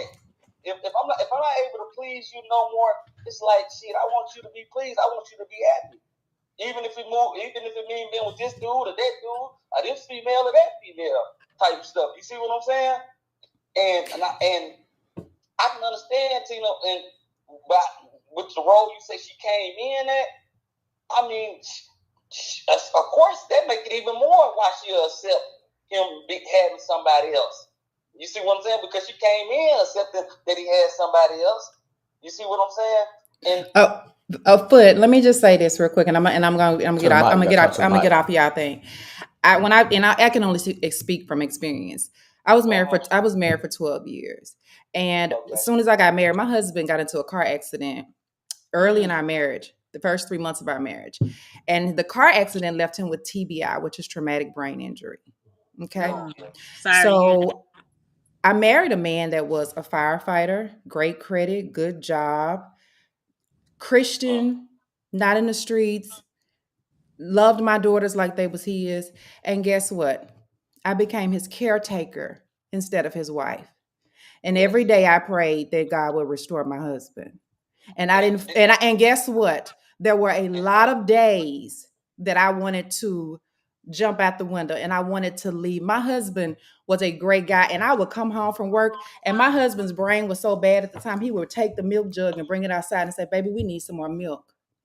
Because that's where he was at that point. But when I said I do, I did it for better. I did it for worse. I did it in sickness. I did it in health. Wait a minute. I did it. Wait. I did it in all of those things. And it didn't say if his dick don't get hard no more. It didn't say if he can't go to a job anymore. And I stayed in that. And I did that. And guess what? It ain't a nigga or a bitch out here that can say that they dealt with me within those time frames that I was married. So that's all, and that's what worked for me. And so I'm not, bitch or a nigga, because I'm not on that. But that's what I'm saying, and that's what worked for her. And I get that, but my happiness was on the line. My happiness, I wanted to be happy. I wanted somebody that had the capacity to do the things that he couldn't do. And then there were times that I went through things in my life that I couldn't show up the way he needed me to show up. But we were in that thing. And that's what and for me, that's what unconditional love is. Unconditional love is being there when you can't and when you don't want to. And so let me ask you this, Rhea. Can you see that unconditional love means different things to different people? It does. And that's why I respect you, Miss Tina. I do. Yeah. I don't agree, but I do respect you. Yes, Foots, go ahead. I think you were trying to say something when Andrea go. She nipped a lot of stuff in the bud because I felt her struggle. I felt what she went through. You know what I'm saying? And she was just real enough with her desires not to even, you know what I'm saying, be promiscuous or go outside of that relationship. But everybody is not that strong. That's true. You can't count on people to be that strong with their desires and these vices out here. You see what I'm saying? Right. But do you follow them to the extent that where you hate them or don't want to be with them no more? I wouldn't. You see what I'm saying? If I love you, I understand. You know what I'm saying? Everybody would let you down in life, in an aspect or a sense. You know, everybody ain't able to come through for you. Even your mama, you in a situation where your mama would love to come through, but she can't come through. You know what I'm saying? And you just gotta accept it is what it is, but that don't make you stop loving. So that's the unconditional love that I have for people. I'ma love your ass, but you ain't gonna be doing it, and I ain't either. That's our boundaries. That ain't got nothing to do with love. That's boundaries. So what you say? I'll throw a little foley out there, and I in a sense, this is what I learned with relationships and stuff like that. You know, one of these old school pimp guys told me a long time ago. He married his bottom bitch. Right. You know, the girl who went nationwide doing all type of things for him. He accepted all that she had, everything that she done for him on the strength of that. So that is the aspect of my mindset for as sex I don't care nothing about your sex or your sexual background. Long as you protect yourself, you ain't bringing home nothing like that there. If me and you can work together and build something strong off our conversation, our inner networking, man, I love you. You know what I'm saying? Right. Because I mean, like I say, you know, it take a man, a stronger man to do that. You see what I'm saying? Right. A lot of men, they dripping off that dickhead, like the company dude said, money and power. Hell no, conversation rule the nation. No, I said You know money what I'm and saying? puss is the most powerful things in the world. Now, if you say it ain't, name one thing that's more powerful. Most powerful things in the world is your conversation. I think. Hell no. The way that you present yourself. Hell Because I mean, when that pussy and that money gone, you gone.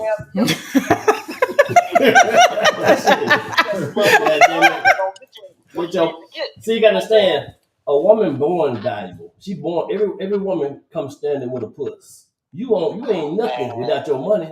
You ain't nothing without your assets. If it wasn't for a puss, you wouldn't have never been born because you had to come out of a puss. Okay. All right, Foots, appreciate you, man. I'm gonna let Tina respond to it. I appreciate your call, fam.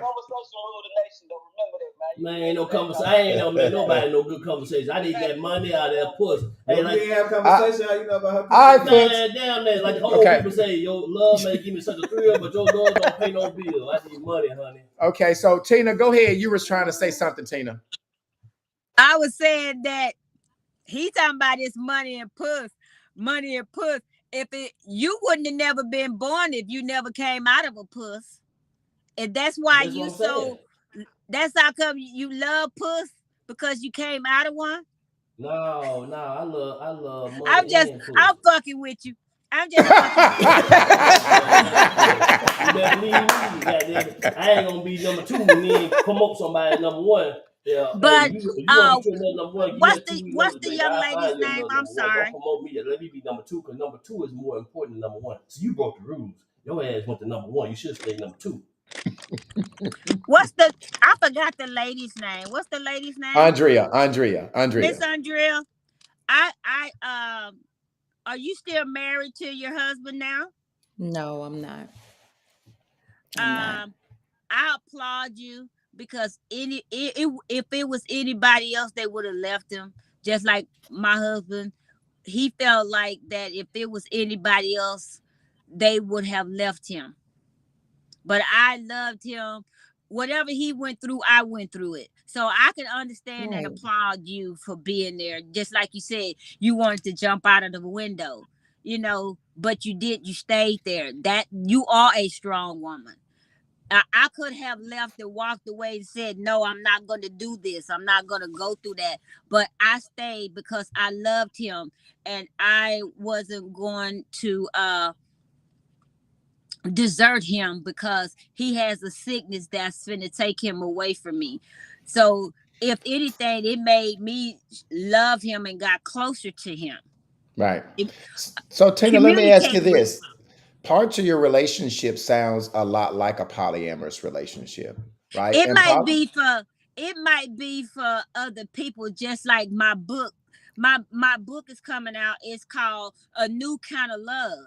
Okay. I never been in a poly, but this is to me that was a new kind of love, because to me, I sacrificed for that new kind of love. Right.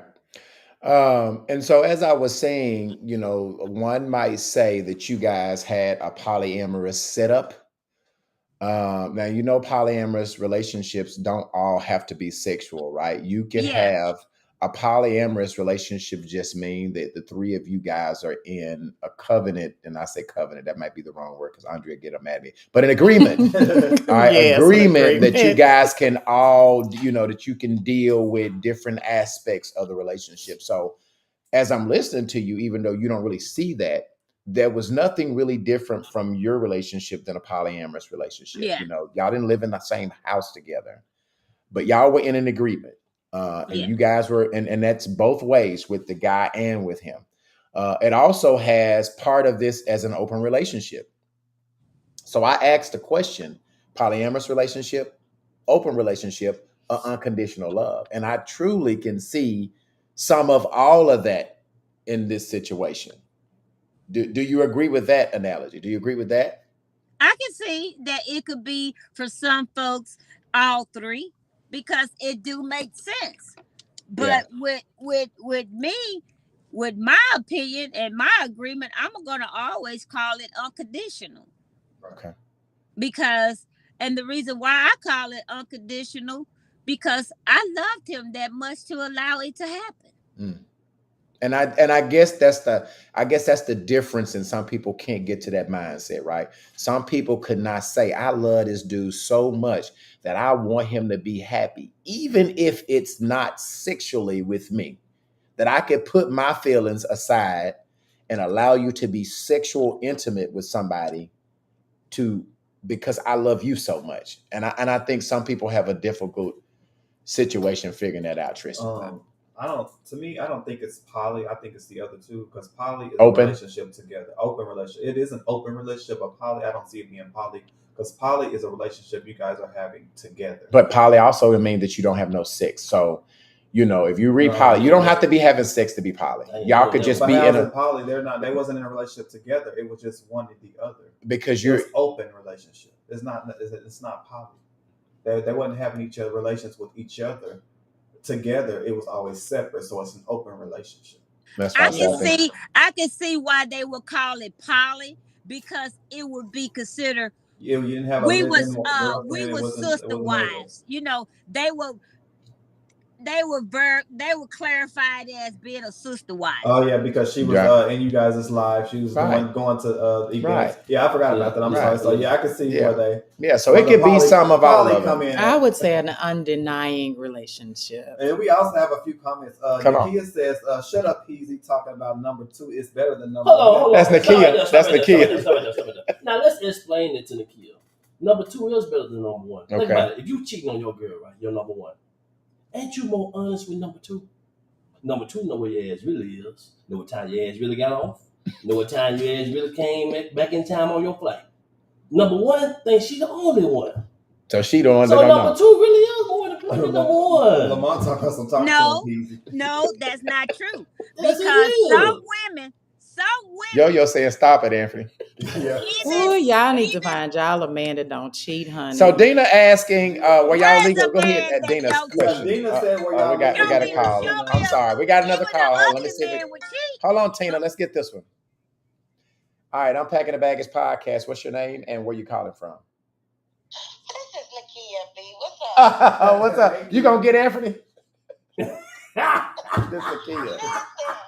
Listen, I have a whole lot to say, and unfortunately, I didn't hear the whole show, so I may be, repeating some things or may not be following completely. But it was a couple things. This topic was really interesting to me, not so much because of the polyamorous or the open relationship, but the unconditional love aspect of it. I'm gonna deal with that first, because as you all know, PC and Brian, Joel was sick. Yeah. Joel had cancer. Mm-hmm. And he was diagnosed in 2013 with leukemia. And his physical appearance changed, his attitude changed. There were a lot of mental, emotional, and physical changes that went on with him personally that also affected me as his wife. And I have to disagree that the situation with this lady and her husband was unconditional. Unconditional says to me, despite what this man goes through, I took a vow before God, as Andrea said, I will love this man through sickness and in health, till death do us part, richer or poor, all of that. That means no matter what he go through, regardless of what physical changes he go through, what psychological changes, financial changes, cancer, whatever, employment, I've dealt with all of that, highs and lows. Too. And you stand despite it. For me, this is my opinion, and this is no shade against the lady, but I think it's more of a selfish mindset to say, I'm going to go out and have sex with this person, or I'm going to bring this person in a relationship because I want this person to please my wife, or I want this person to please my husband, or I'm not being satisfied. My husband had cancer from 2013. God rest his soul. He passed away in 2021, and I not once thought about, considered another man coming into our home or relationship, because there are consequences, not just spiritually, but there are a lot of personal consequences that a marriage goes through when you open Pandora's box. Absolutely. When you start letting people into your home and you start mixing spirits and intertwining all of that. Regardless as to what Unconditional Love says, I will love this man despite, even when he not loving me the way that he needs to love me. Even when I'm not getting what I need out the relationship, I'm going to love him through it all. And from 2013, you all know the things that Joel, I would take up a whole nother hour or more telling y'all the whole story. But you all know everything that he endured from 2013 until he passed away. And the type of man he was, and his personality suffered, his arrogance, his confidence, all of that suffered as a result because of the changes he endured. But as his wife, I stood, and you stand as a wife, and so I have to disagree with it being unconditional love, because that's not unconditional love. That's more selfish to me. That's selfish, saying I have needs and my needs aren't being met, so I'm going to go out and do X, Y, Z, or I'm going to allow this to be self-fulfilled, to be pleased because I'm not being pleased. So that's my take on that. Not Pansy. Hey, Tina, we're gonna let you respond to it. Hold on, Tina. I am gonna let you respond to that. Go ahead with your last thing. Kia, make it quick. Okay, I will. Now, I said shut up, Pansy, because number 2 is better than number 1. I have to agree with you on that. I've been a side chick. I know. Wife. So you are right. I told you. In the sense that, they schedule, when the wife ain't home, stuff. But then when you become number 1, everything becomes secretive. Yeah. But I also have to disagree with Andrea when she said, I think she said something about being a side chick. You kind of lower your standards or something like that.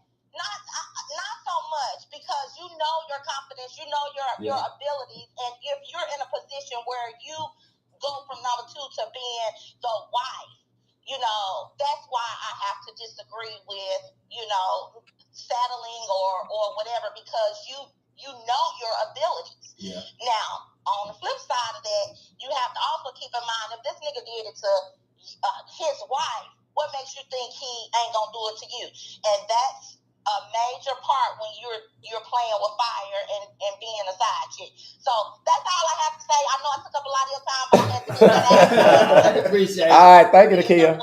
All right. Y'all Okay, so I'm gonna go Tina first. You were trying to answer Nakia. What were you trying to say?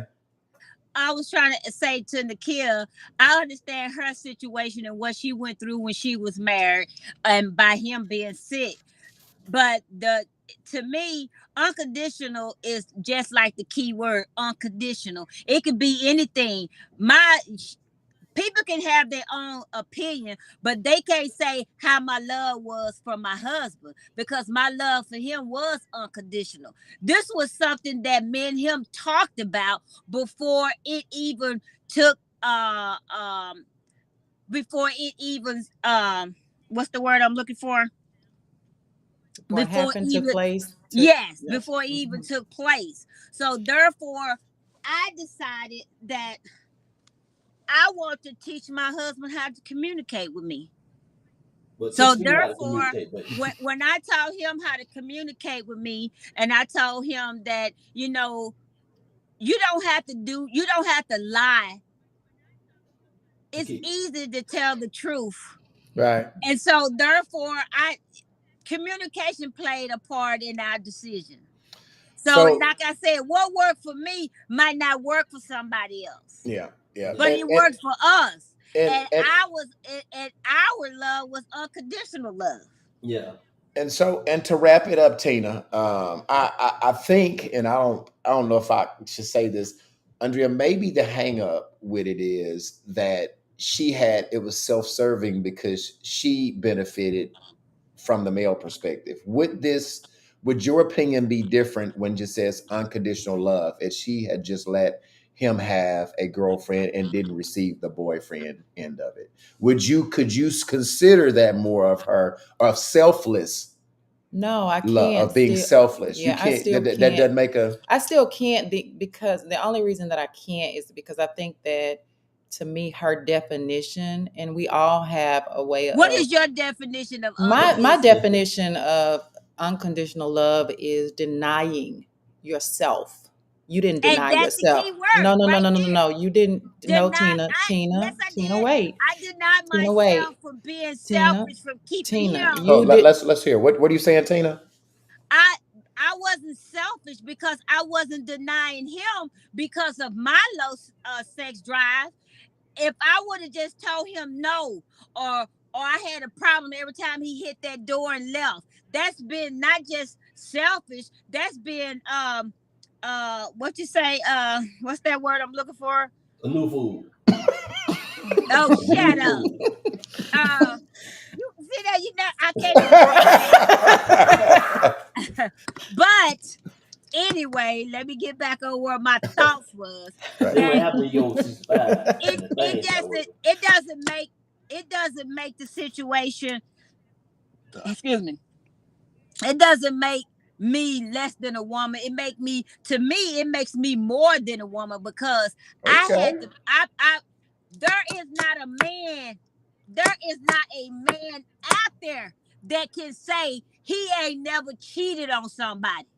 Okay, Can listen, Al Tina. I one had a of y'all husband. Listen, I don't know about other can men, but there Al are one of some men y'all out men here. can Al Maybe one the of men y'all that you men have say that met y'all or been been in a in relationship in that you communication never with. cheated? But there are some men out here that No, don't cheat. I'm just saying about these three loons. But that one loon, I know you cheated. I know you cheated. These three Tina right here. This one, I'm pointing to this Yeah. one. Oh, That one right there, Lord and this one. Jesus. No, we No, talking about these I on three. her side this whole I ain't time. Tina, talking we about talking about the these one at three. the end. How about I ain't y'all? talking about the one at the end, not you, baby. It's this one in this blue hat. It's this you one talking in the about blue then? hat I'm really talking about. Me? Him. I know he cheated. You He talking about ain't me? Yeah, even she been talking about honest your with his ass. damn self, let alone be I've been honest with neutral. somebody else. All I'm trying to do is help you come up with I the have right to answer. No. What you should have did. I'm asking you a question. What's your Okay. Have question? you What's your question? ever been in a relationship where you've been honest with a person? Yeah, With a I'm honest woman? with all. Everybody I meet, I'm honest with. Tina, you asking the right questions because we had a lady here and she said that he was a little messed up But and see- he be telling stories He and said I I'm can't. Shut messed your up. mouth. Hey, don't nobody want to hear the truth nowadays. People believe I lies. do. People believe I the want truth to hear now. the truth. Tell me the truth. Hurt me with the truth. Don't hurt me with a lie. Don't nobody want to hear I'm the not truth going to no more. respect you if you lie to me, but I will respect you if you told me the truth. Well, let me say this. Let me say this, Tina. I am so appreciative. I am too. And grateful that you came I am on our too. platform today to share your story.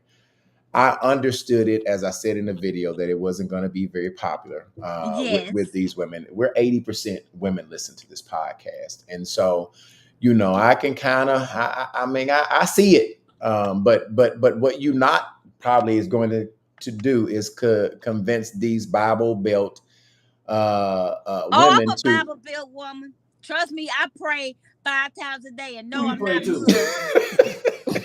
Who you pray And to? I'm trying to find what is a Bible built? What does that Bible mean? Belt, Bible Belt. Bible Belt. These A What women does that that go that mean? read the A Bible, put Bible everything Belt in the is a Bible. tradition. Read the Bible when they want to. And they be saying these Bible verses every day, Stuff don't apply to them. and they make it to where parts I'm of their trying to life can read it, and they go to the Bible on everything you do, and hey, the Bible speaks of this, and this, Yeah. but the Bible then speaks of that, and that when you were doing it. So I do They do understand. speak to that, and when you're doing it too. But you didn't care. You love sinning, huh? Yeah, when I was sinning and I when I do love sin, sin is wonderful. Yeah, It's a I good thing when people are doing it. I guess the hang up, Drea, is and I guess you did say that. The hang up is that It's your mindset, right? It And you is. can't get with that, even though she felt like that was the best way. And all of these people are saying the way they didn't feel like that was unconditional love. That could have been unconditional love in her mindset, right? Yeah, and I agree. The same thing. It's just the way we view it and the way you. And it doesn't make you wrong. It doesn't make us right. Like I said, and I want to piggyback off of B level. I respect you. I thank you so much for coming. It did bring a different perspective. Again, my understanding of unconditional is just it's selfless. It's different. It's just Right. different. She That's loved it. her man. She wanted to please her man. Yeah. So tell these people when your book is coming out. When are you going to have the book done? My book is coming out before the end of next month. Okay. And it's gonna the title of the book is A New Kind of Love. So therefore you can read the beginning all the way to the middle to the end what happened. Okay. So I want you to come. But the names are not the same. So you've changed the names in the book. Yeah. Okay. So I do want you to come back on when your book is out, because I certainly want to help you get it off the shelf and promote it, right? I think that the cover to cover, because you're probably going to go in more depth in your book than you went today. All right. So when your book come out, do me a favor. You got my cell phone number. Please contact me. I want to get you back on. Okay. Is there anything that you need to say to the listeners before we end our conversation with you, before we go to Chris Webb? I can just say this. It's easy to walk away, but it takes a strong person to stay. And the reason why it takes a strong person to stay, because you got to put yourself in the other person's shoes. Is it worth it? Okay. We'll end with that. Thank you, Tina, for spending this last hour and 40 minutes with us. And like I said, when you get when you get that book, come back and tell us when you get that book so we can help you promote it. Okay. All right. Enjoy your evening. Bye-bye. Enjoy your evening. All right. I love Tina. I love her attitude. I love how she wasn't scared to talk her shit back to Andrea. Oh my goodness. Andrea gave her the business. Go, Andrea. I do not. Chris with the mess, come on, huh? Chris with the mess. You said what? Andrea gave her the business. I did not. I just love that where she had a response for, most people would have shut down. She was like, I don't care. Andrea was gone. Oh. But Tina, like I said, this podcast has made me realize I only have unconditional love for my kids. Okay. Let's call Webb. Let's see if we can get Webb on the phone. I hope this thing works. This thing be tripping. They said, bye, Miss Tina. Well, let me see if can y'all hear. Hold on a second. Well, let me make sure they can hear you guys before we go any further. Can y'all hear Andrea? I mean, not Andrea. Can y'all hear Chris Webb on here? Webb, you there? How you doing? Were you listening to the show? Yeah, I did. It was a pretty good show. Okay. Let me get down. Chris Webb, let me ask you something. Are you a number 2 girl or number 1 girl? Crickets. Oh. Okay, they say they can't hear you. Let me get you on. All right, so you don't put labels on yourself. Is that what you said? I don't put labels on myself, but you're not at B level. Okay. Why not? P say why not? Webb? Because I'm not just one thing. I'm a lot of things. So, that's my type of girl. I need a girl to be my hoe, my bitch, my side chick, my main girl. So I just can't say what I want to do because, with the right person, shit, I'm a go. Oh, she'll go. Like two things I ain't never seen before was a UFO and a hoe won't go. Appreciate it. All right, Webb, let's get into your news you can use. Let me get your intro here, and then we'll get into the business. Hold on. Okay. There we go. She didn't put me in the news. It's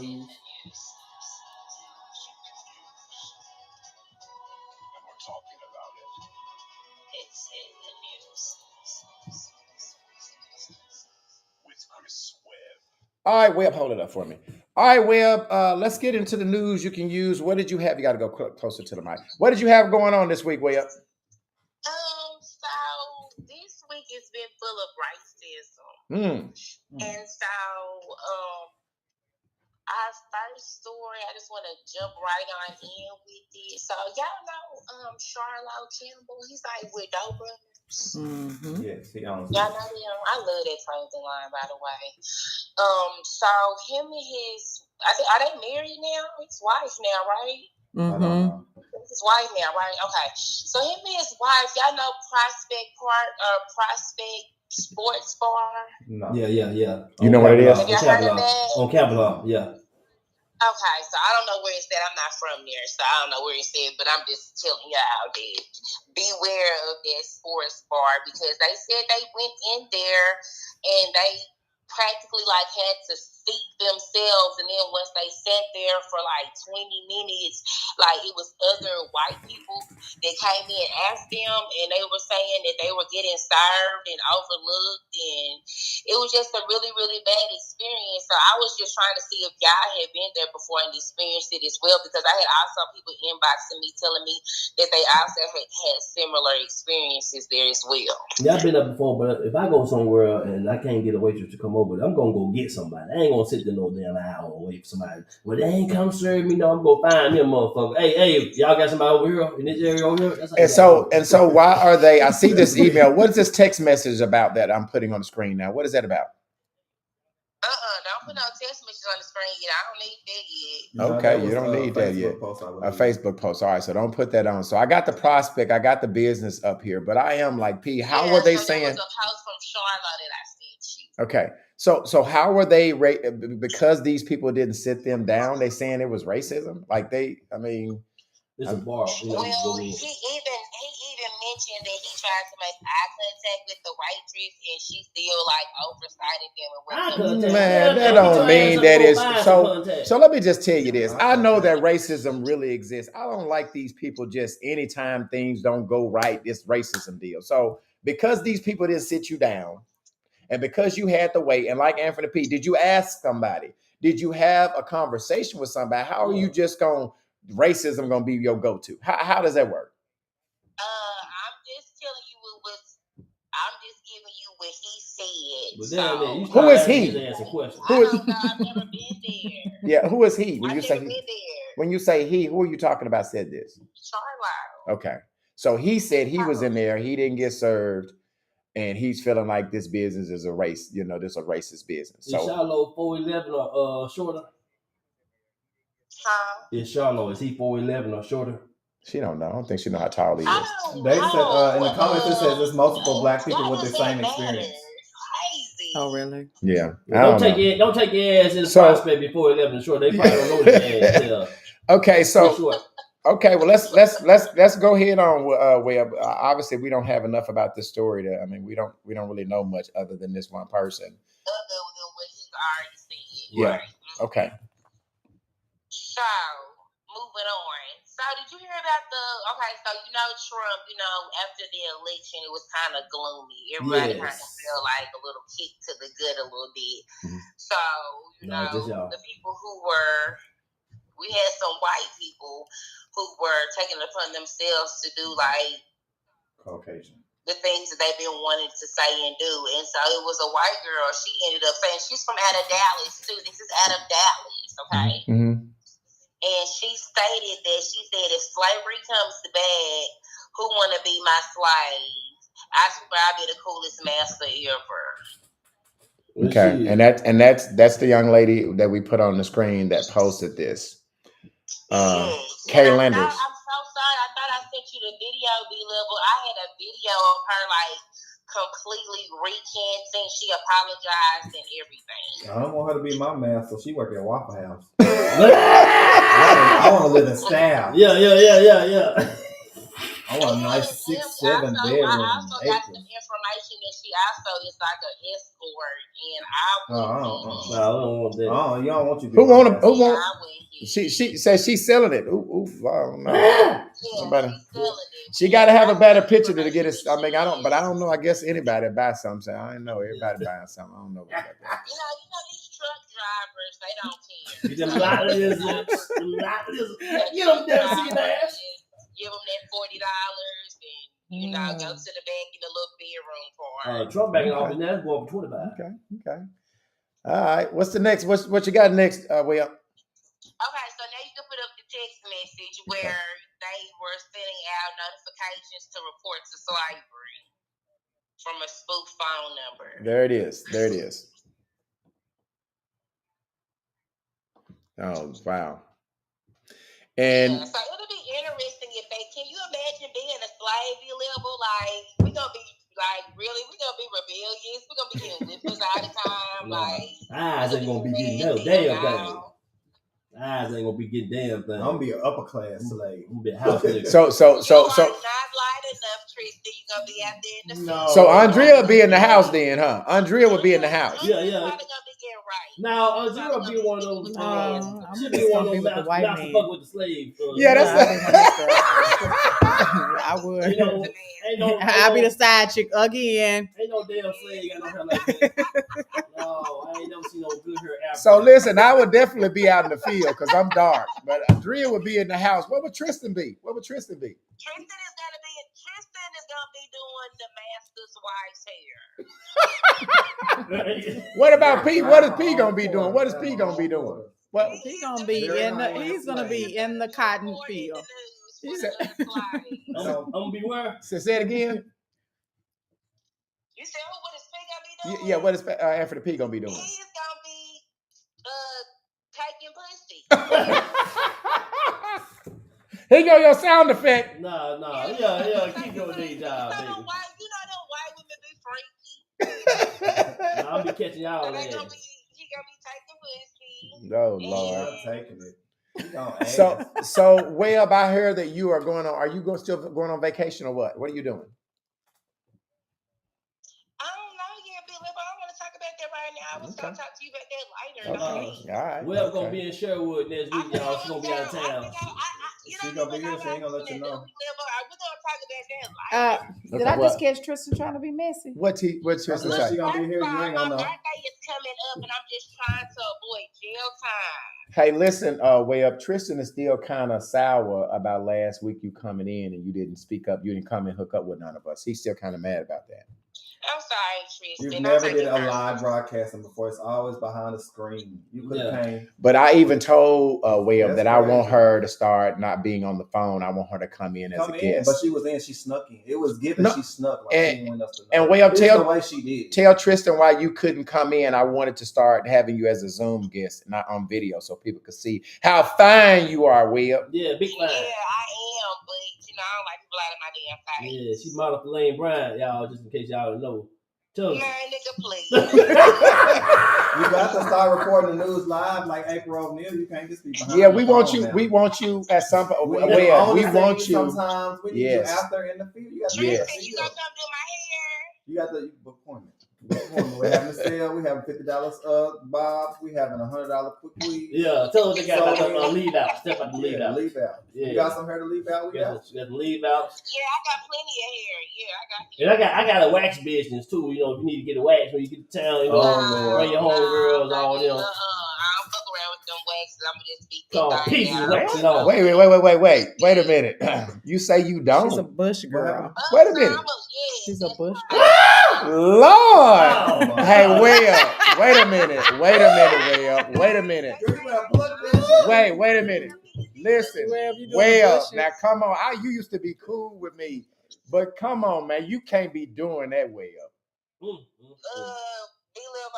give a damn. Webb. So Webb, you don't. Yeah, I'm gonna tell you, I ain't forgot to get his ass to be at the damn pretty costume. I don't want to tell you, he been coming to these houses and hunting these houses and they nightmares.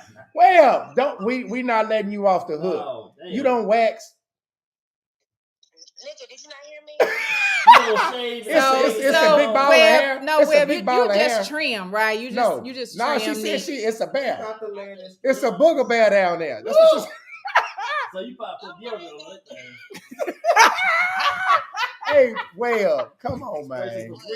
I know a lot of women that don't shave down there. Webb, brother, listen, Tristan. Tristan. Yeah, man. If you come, no, goddamn it, we're gonna set this shit straight. But if you come to the house, P, and you got a bush down there, what you gonna have to do? You get put in the fuck out. So you get put out. So what do you feel about men shaving and balling that shit? The man should shave too. Men should shave too. Why they want their pussy ball? I don't understand. Why they want that shit ball? Wait, hold on. Now this a whole nother episode. Oh, okay. This a whole nother episode. Now what are you saying, Tristan? I said, why do men want that shit ball? It holds funk. Hair holds funk. Ass. Y'all gotta eat the right shit. No. But the I mean, eating is the inside. I wax mine. No, but I'm saying that's the inside. But I'm just saying, for a woman. Now I know there are a lot of women on here. Wait a minute. Okay, wait. There are a lot of women. I on have here to say one thing. Okay, because we're gonna go on to this. Okay, we gotta get on to this. We ain't letting this shit Okay, go. listen. We're not letting this shit go. No. I listen. You have to remember that everywhere there's a hole, whether it's your ears, there's usually hair around it to keep things from going in it. So you should have some level of hair. No. Some level. Now I'm not saying. I'm not saying that you should have a bush. I'm not saying that you should have. Now listen. Okay, so cool. I'm cool with some hair, Drea. I am. Yeah. You can't have no damn bush. No. If you have a bush, if it stick out further than an inch, your ass is getting out of here. You gotta have it smooth like baby hair. You can do some smooth like baby hair. Now let me ask the magical question. Webb, do you have a bush? I'm in the 1970s. Oh! Hey, you know they don't call that a puss, they call that pussy.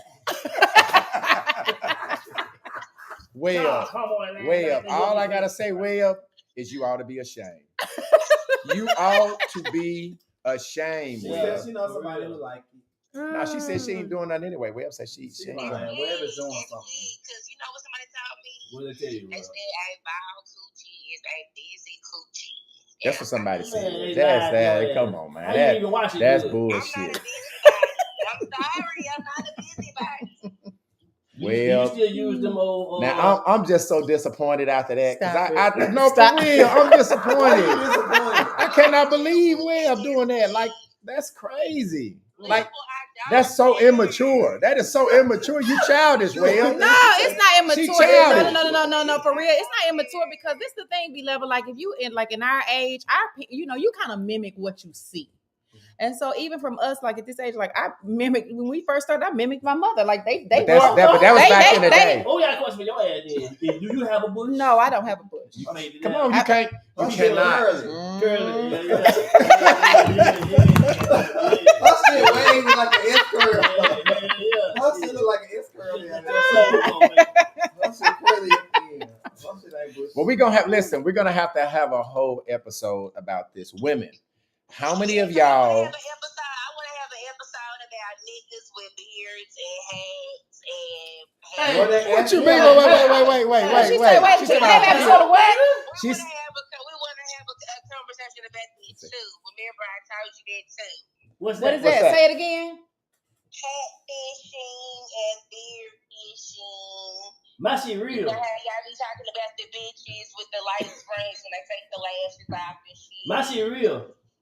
They in the comments said they said there's a people out there that when they take out, like look, it was this dude I know. Yeah. Like he had the hat on, you be like, okay, and the dude take the hat off, you be like, ooh. See, so you got bamboozled. Like, always gotta be in a hat. Everybody can't be African P, baby. I'm like, honey, child, just whatever. Well, when you 6'2", baby, I stand tall and hang low. Liar. Yeah. If I was still, I'm telling you, I'm 6'2", baby. I still stand tall and hang low. Now listen, Webb, how I get in? What she say about me? How I get in here? What you say? You a B level what? What you say, Webb? You a B level what? You a B level style. Man, I'm telling you. No, listen, Webb. Listen, when you come to Little Rock, we want you to come and do the show live with us. They have got to see you. Okay, but listen, I have to plan to be out because I be working from home, so. Okay. But you were just here now. Yeah, but you got to come and stay more. Yeah, you got to come and stay more than just a half a day. And then another thing, I think the listeners want to see you, so we're gonna have to start doing. No. We're gonna have to start doing some of your news you can use in video. They already saying you hiding behind that page, so go on, let them see. Tell them you do this for real. You ain't seen me before. But I know what you look like, but the viewers don't know what you look like. Yolanda said, how many niggas shave their balls? I do. Yeah, I don't want no hair. Why y'all? Because it holds funk. Okay. Because it holds funk. So B never said his reason because it holds funk. My reason because I don't want you getting a hairball, baby. You know what I'm saying? You gotta doing your thing. I need to look out for you. I'm talking about shaving everything. A lot of men they shave everything down here. It's crystal clear. It be so bald, it's clear. That's good. That's when you hear that. Well, I can't get it closer, so it's, but I try to shave it. Y'all get it that smooth? That's what I'm saying. I can't. That's why I can't. I can't. I shave too, but I can't get that close. Yeah, no, I can't either. Me neither. Put some what? Yeah, you can't put beat down there. I tried to. Hey. No, you cannot. Damn yo-yo is crazy. Yeah. You cannot put that down there. That's not what it's meant for. Man, go to Walmart and get you some nair. Like men, you can't. This. People, they have stuff for your private parts now. What is it called? Wait. Well, what is it called again? It's called Bikini Line. I have stuff right now. Like B-E what? Spell it. No, it's V-E-E-T. V-E-E-T. They make, and what, you put it down there and it just fall off? Yeah, it's like Nair, but it's better. It's not as strong because Nair will burn my shit. It be burning? Hell yeah. Nair do burn. Oh shit, nobody want no shit to burn. I use a razor. I just razor. If you use clippers and razor. Some men get waxed. I don't know nothing about that. I do waxes. I'm sorry, I grew up in the 90s. Dina Gamble says she want a clean shave. I know, and that's kind of that's what you be smooth. What you say, Andrea? What you say? That's kind of weird to me for it to all be just gone. Like, damn, what makes us to do? Yeah, I can't get it all the way off because I'm scared to shave. I'm scared to go. But she's saying Veet might help it though. Because you don't want it to be funk. You know what I'm saying? You don't want it to be funk. Because hair holes, when you sweat, hair holes must. Two things you can be talking about. Yeah, it's funky, I smell good. Which one you want it to be? Smell good. I hear Dina saying, I want a clean shaven man. Tiffany Evans say some men get waxed. Okay. Now way up you coming back. Now I can understand that. So you saying when you giving that thing up, you manicuring that thing. It's you swerking that thing, twerking that thing. Okay. So that the reason why it's a hairball because it ain't active. The thing is on vacation right now. Okay. Well, you make sure that ain't no mistakes now, because sometimes they're a mistake. And then you know what I'm saying? You heard what you say, Tristan? Send me a picture when we get off. No, damn man, send a picture right now. She's not gonna send it to you. You're not gay. You can't look. Well, hell, I'm a lesbian. I like puss. Listen, well, you tell us every 5 minutes. We know what you like here. Y'all know what I like. Trish like that man puss. You hear that, Tria? What you trying to say? Well, what did you say? Because I heard you was being. I heard Beavis and Butthead was up here. What happened? Listen, say it again. I said I asked them where you was at last week, and they said you was at And that is not true. I think that B-level live. First of all, listen. No. Listen. I have not heard. No. Listen. He gets on here. Wait. I gotta tell y'all. He gets on here and straight tells lies. Listen. He said out here she couldn't get out of the neighborhood. I'm like, I live on 33 acres. I am the neighborhood. I told this nigga, first of all, I said, it's storming out here. I do not like driving. I'm 30, 40 minutes away from here. I made a mistake. It was the same thing. Then I said, no, I did tell him. I said, listen, no. Listen. Come on, let her clear it up. Listen, I got the text in my phone. I said to him, he said, so after I'm telling him this brother over here starts putting it, he putting it on me. He like, well, I really have some questions I wanted for you to ask. So I said, B-level, what I'm gonna do is I'm gonna try to leave here at 6 o'clock. Then I said, I'm gonna try to leave here at 6 o'clock, but I said, before then, I said something. Yeah, he did. He said, but be safe. No. I said, do you want me to come get you? Yeah, he said, do you want me to come get you? Don't be acting like I ain't looking out for you. No. But he did. I said, you can't make it. Do you want me to come get you? Did I not say that? that. Yes, but listen, I told them, I said, what I'm going to do is I'm going to check back in with you at 6. I said, and I will keep you posted. No, that's not what you said. You said, I'm going to let you know when I'm on the way. No. We got a text message. Read it. I got the text message Read now, it. B-Level. I got the text message. Andrea, they shave it all off to give the illusion that they're longer than because the hair take up too much. That's the 1985 nigga. I'm a new nigga. Hold on, read the text message, Drea. Read the text message. What you said. Let Drea read the text message. And I want y'all to be the witness of what would y'all interpret out of this start from the beginning, Andrea. I am. I'm Okay. from the beginning. Now, Webb, you want to hear this text message? You tell me what y'all think. I'm listening. Okay. Come on. I'm glad we're going to handle family business right here on the air. Girl, let me tell you. And I was trying to tell him, I said, B-Level. Come on, tell a story. Hold on, I'm tell trying a story. to get. Hold on, what do I got you? You trying to text somebody? No, tell I'm a story. not. Hold on, here you go, right here. Brian.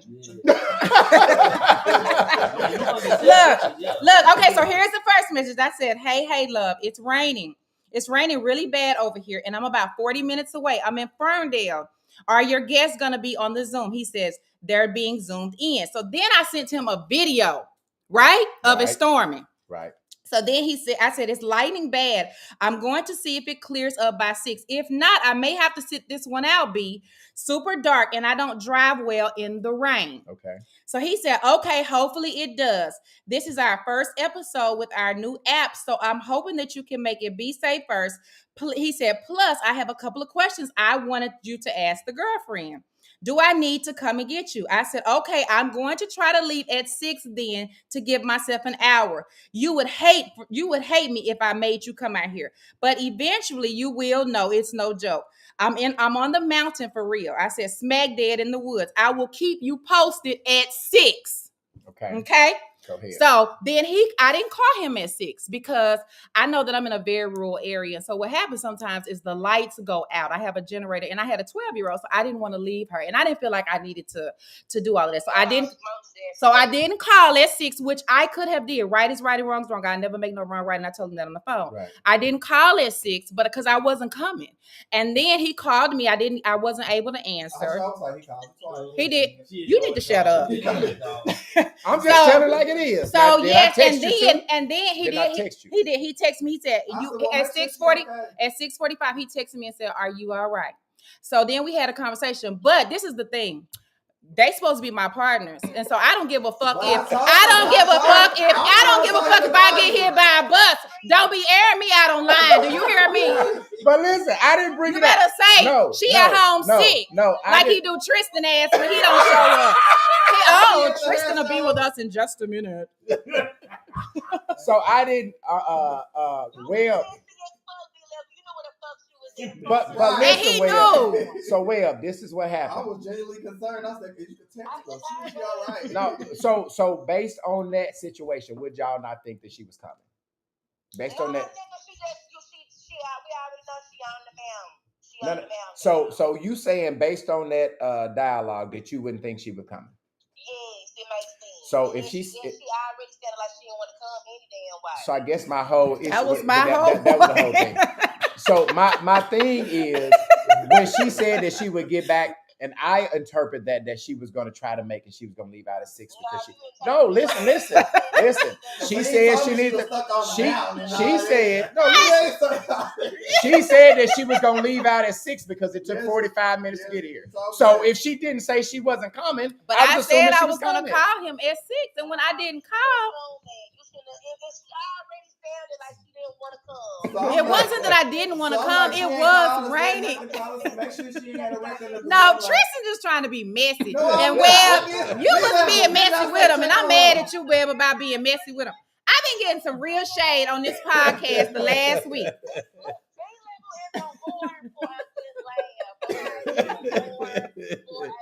Listen, here's the deal. I told Andrea this. Everybody on the podcast can get it. Like nobody is. So y'all be on me all the motherfucking time. Andrea, you don't act like because she's the voice of reason on the show, She is our newborn Christian first lady No, co-host I'm not. that she can't get it. I'm Drea not. can get it too. Listen. The pastor's got Listen. Listen, no, that's not the truth. It's just I'm far from a gangster, but I'm even further than a motherfucker you can play with. So no, I'm not. We're not doing that. Well, I'm finna get you off the phone because you messy. You being messy. You Well, got us. we were doing good. Hey, Will. We gonna let you go so you can go shade that thing. That's what we gonna let you do. Go shade that thing, Will. We'll talk to you next week. Bye, Will. Bye. Oh my goodness, this was a good show, y'all. This was really a good show. So listen, we need you guys. If you have interesting topics, we are looking for you. All right, we're in the planning stages that we're wanting to talk to people. Like we talked to Tina, that has just interesting stories that you would like to tell. This platforms belong to you guys. We are just the host. So if you got a story, inbox Tristan, inbox Andrea, inbox myself, or inbox the UTB podcast page. Okay. If y'all got stories that y'all want to come on and y'all want to share with us, please, we're looking to have conversation with you. Now is the time. Inbox us. Somebody will get back with you, and we will try to get you guys on the calendar. Tristan, you have an event, a hair show that's coming up pretty soon, right? Yes, December the 8th in Birmingham, Alabama. Okay. Taking 4 of Arkansas, is all I'm saying. Arkansas, who's our stylist. We're going to be competing against the state of Georgia. So I've been called to compete against the state of Georgia, or Arkansas. It's been called to compete against the whole state of Georgia. So you'll be seeing us probably live. I'm sure other people be sharing videos. We'll be going to Birmingham to whoop that ass. And what we're going to do is, while you down, what day are you going? What day are you going to be I'm down? going to go so I will miss that Sunday. I'll be gone. You know what we might do? We might have somebody go live while you're competing and air it on the show. Is it a Sunday night? It's on a Sunday night it's going to actually be during the actual podcast. So we'll get somebody that hold your phone while you're competing. We'll go live and we'll broadcast it on. So we're going to broadcast your performance on the air. Okay. And I have one thing real quick, y'all. So ahead. I'm looking for a makeup artist. I was just going to get into that, Drea. Go ahead. And maybe somebody to do my hair, but most definitely. I'm just you good to me. Ain't nothing wrong with her. I can make up, but go ahead on. So y'all, just so that we can make sure that we really understand this, we are looking for a makeup artist that would like to trade some services for promotions, you know, to be able to talk about your services and maybe to even put a little small commercial up here or something like that. So, and I get it if they don't want to do it for that. Maybe I can talk with them about some kind of discount, but we're looking for that. I'm definitely looking for somebody. It is a lot of advertisement involved in it. You know, it's a trade. All right, we can make your business pop. We can make people. Her, but okay, go ahead. Well, I was gonna get to that. Yeah, I was gonna get to that. But we're looking. Are y'all trying to say my shit look? Yeah, we are looking for nail tech because we already got a hairstylist on the show. We're gonna figure that out. Nail tech. If you want advertisement, if you want us to send business to you, we need you to do Andrea's makeup each week, and we will trade it for. So inbox Andrea Dree Hicks on Facebook. Mm-hmm. And Dree is DREE. Mm-hmm. So Andrea Dree Hicks, she is tagged on this post. Y'all can just click on her and inbox her if you guys know any makeup artist that wants to get their name out there and that wants some advertisement for trade. Okay, we need her to do it every Sunday. We want our girl Dree to be popping. Okay. Yeah. And then Tristan, you said something about somebody doing braids too. I think you had posted. It was just a joke. My hair was looking a mess, and I get tired of doing my own hair. It was a joke. Andre was getting all the. I said, "Damn, I need some braids or something." I was trolling. Y'all see, he just gives me a hard time. Yeah. So listen, thank you guys for listening to us each and every Sunday evening. We certainly appreciate it. We try really, really hard to have great content for you guys. And I think we're a lot different. Like I really, really love the crew that we have. I really love the chemistry that we have. I really love the topics. I'm going to say this, and this is some selfish. It sounds arrogant, but I'm pretty convinced that we got the best damn podcast. I say this, and I promise you, I've traveled nationally through radio conventions, and we have competed. But I know what we have here in Arkansas. Arkansas has some of the best talent, and I am saying that we have the best podcast smoking. Got to work together. We got the best podcast on what? On this side of Mississippi. And you heard it from where? And you heard it right here. All right then. Okay. And we go. Yeah, plain messy. I love it.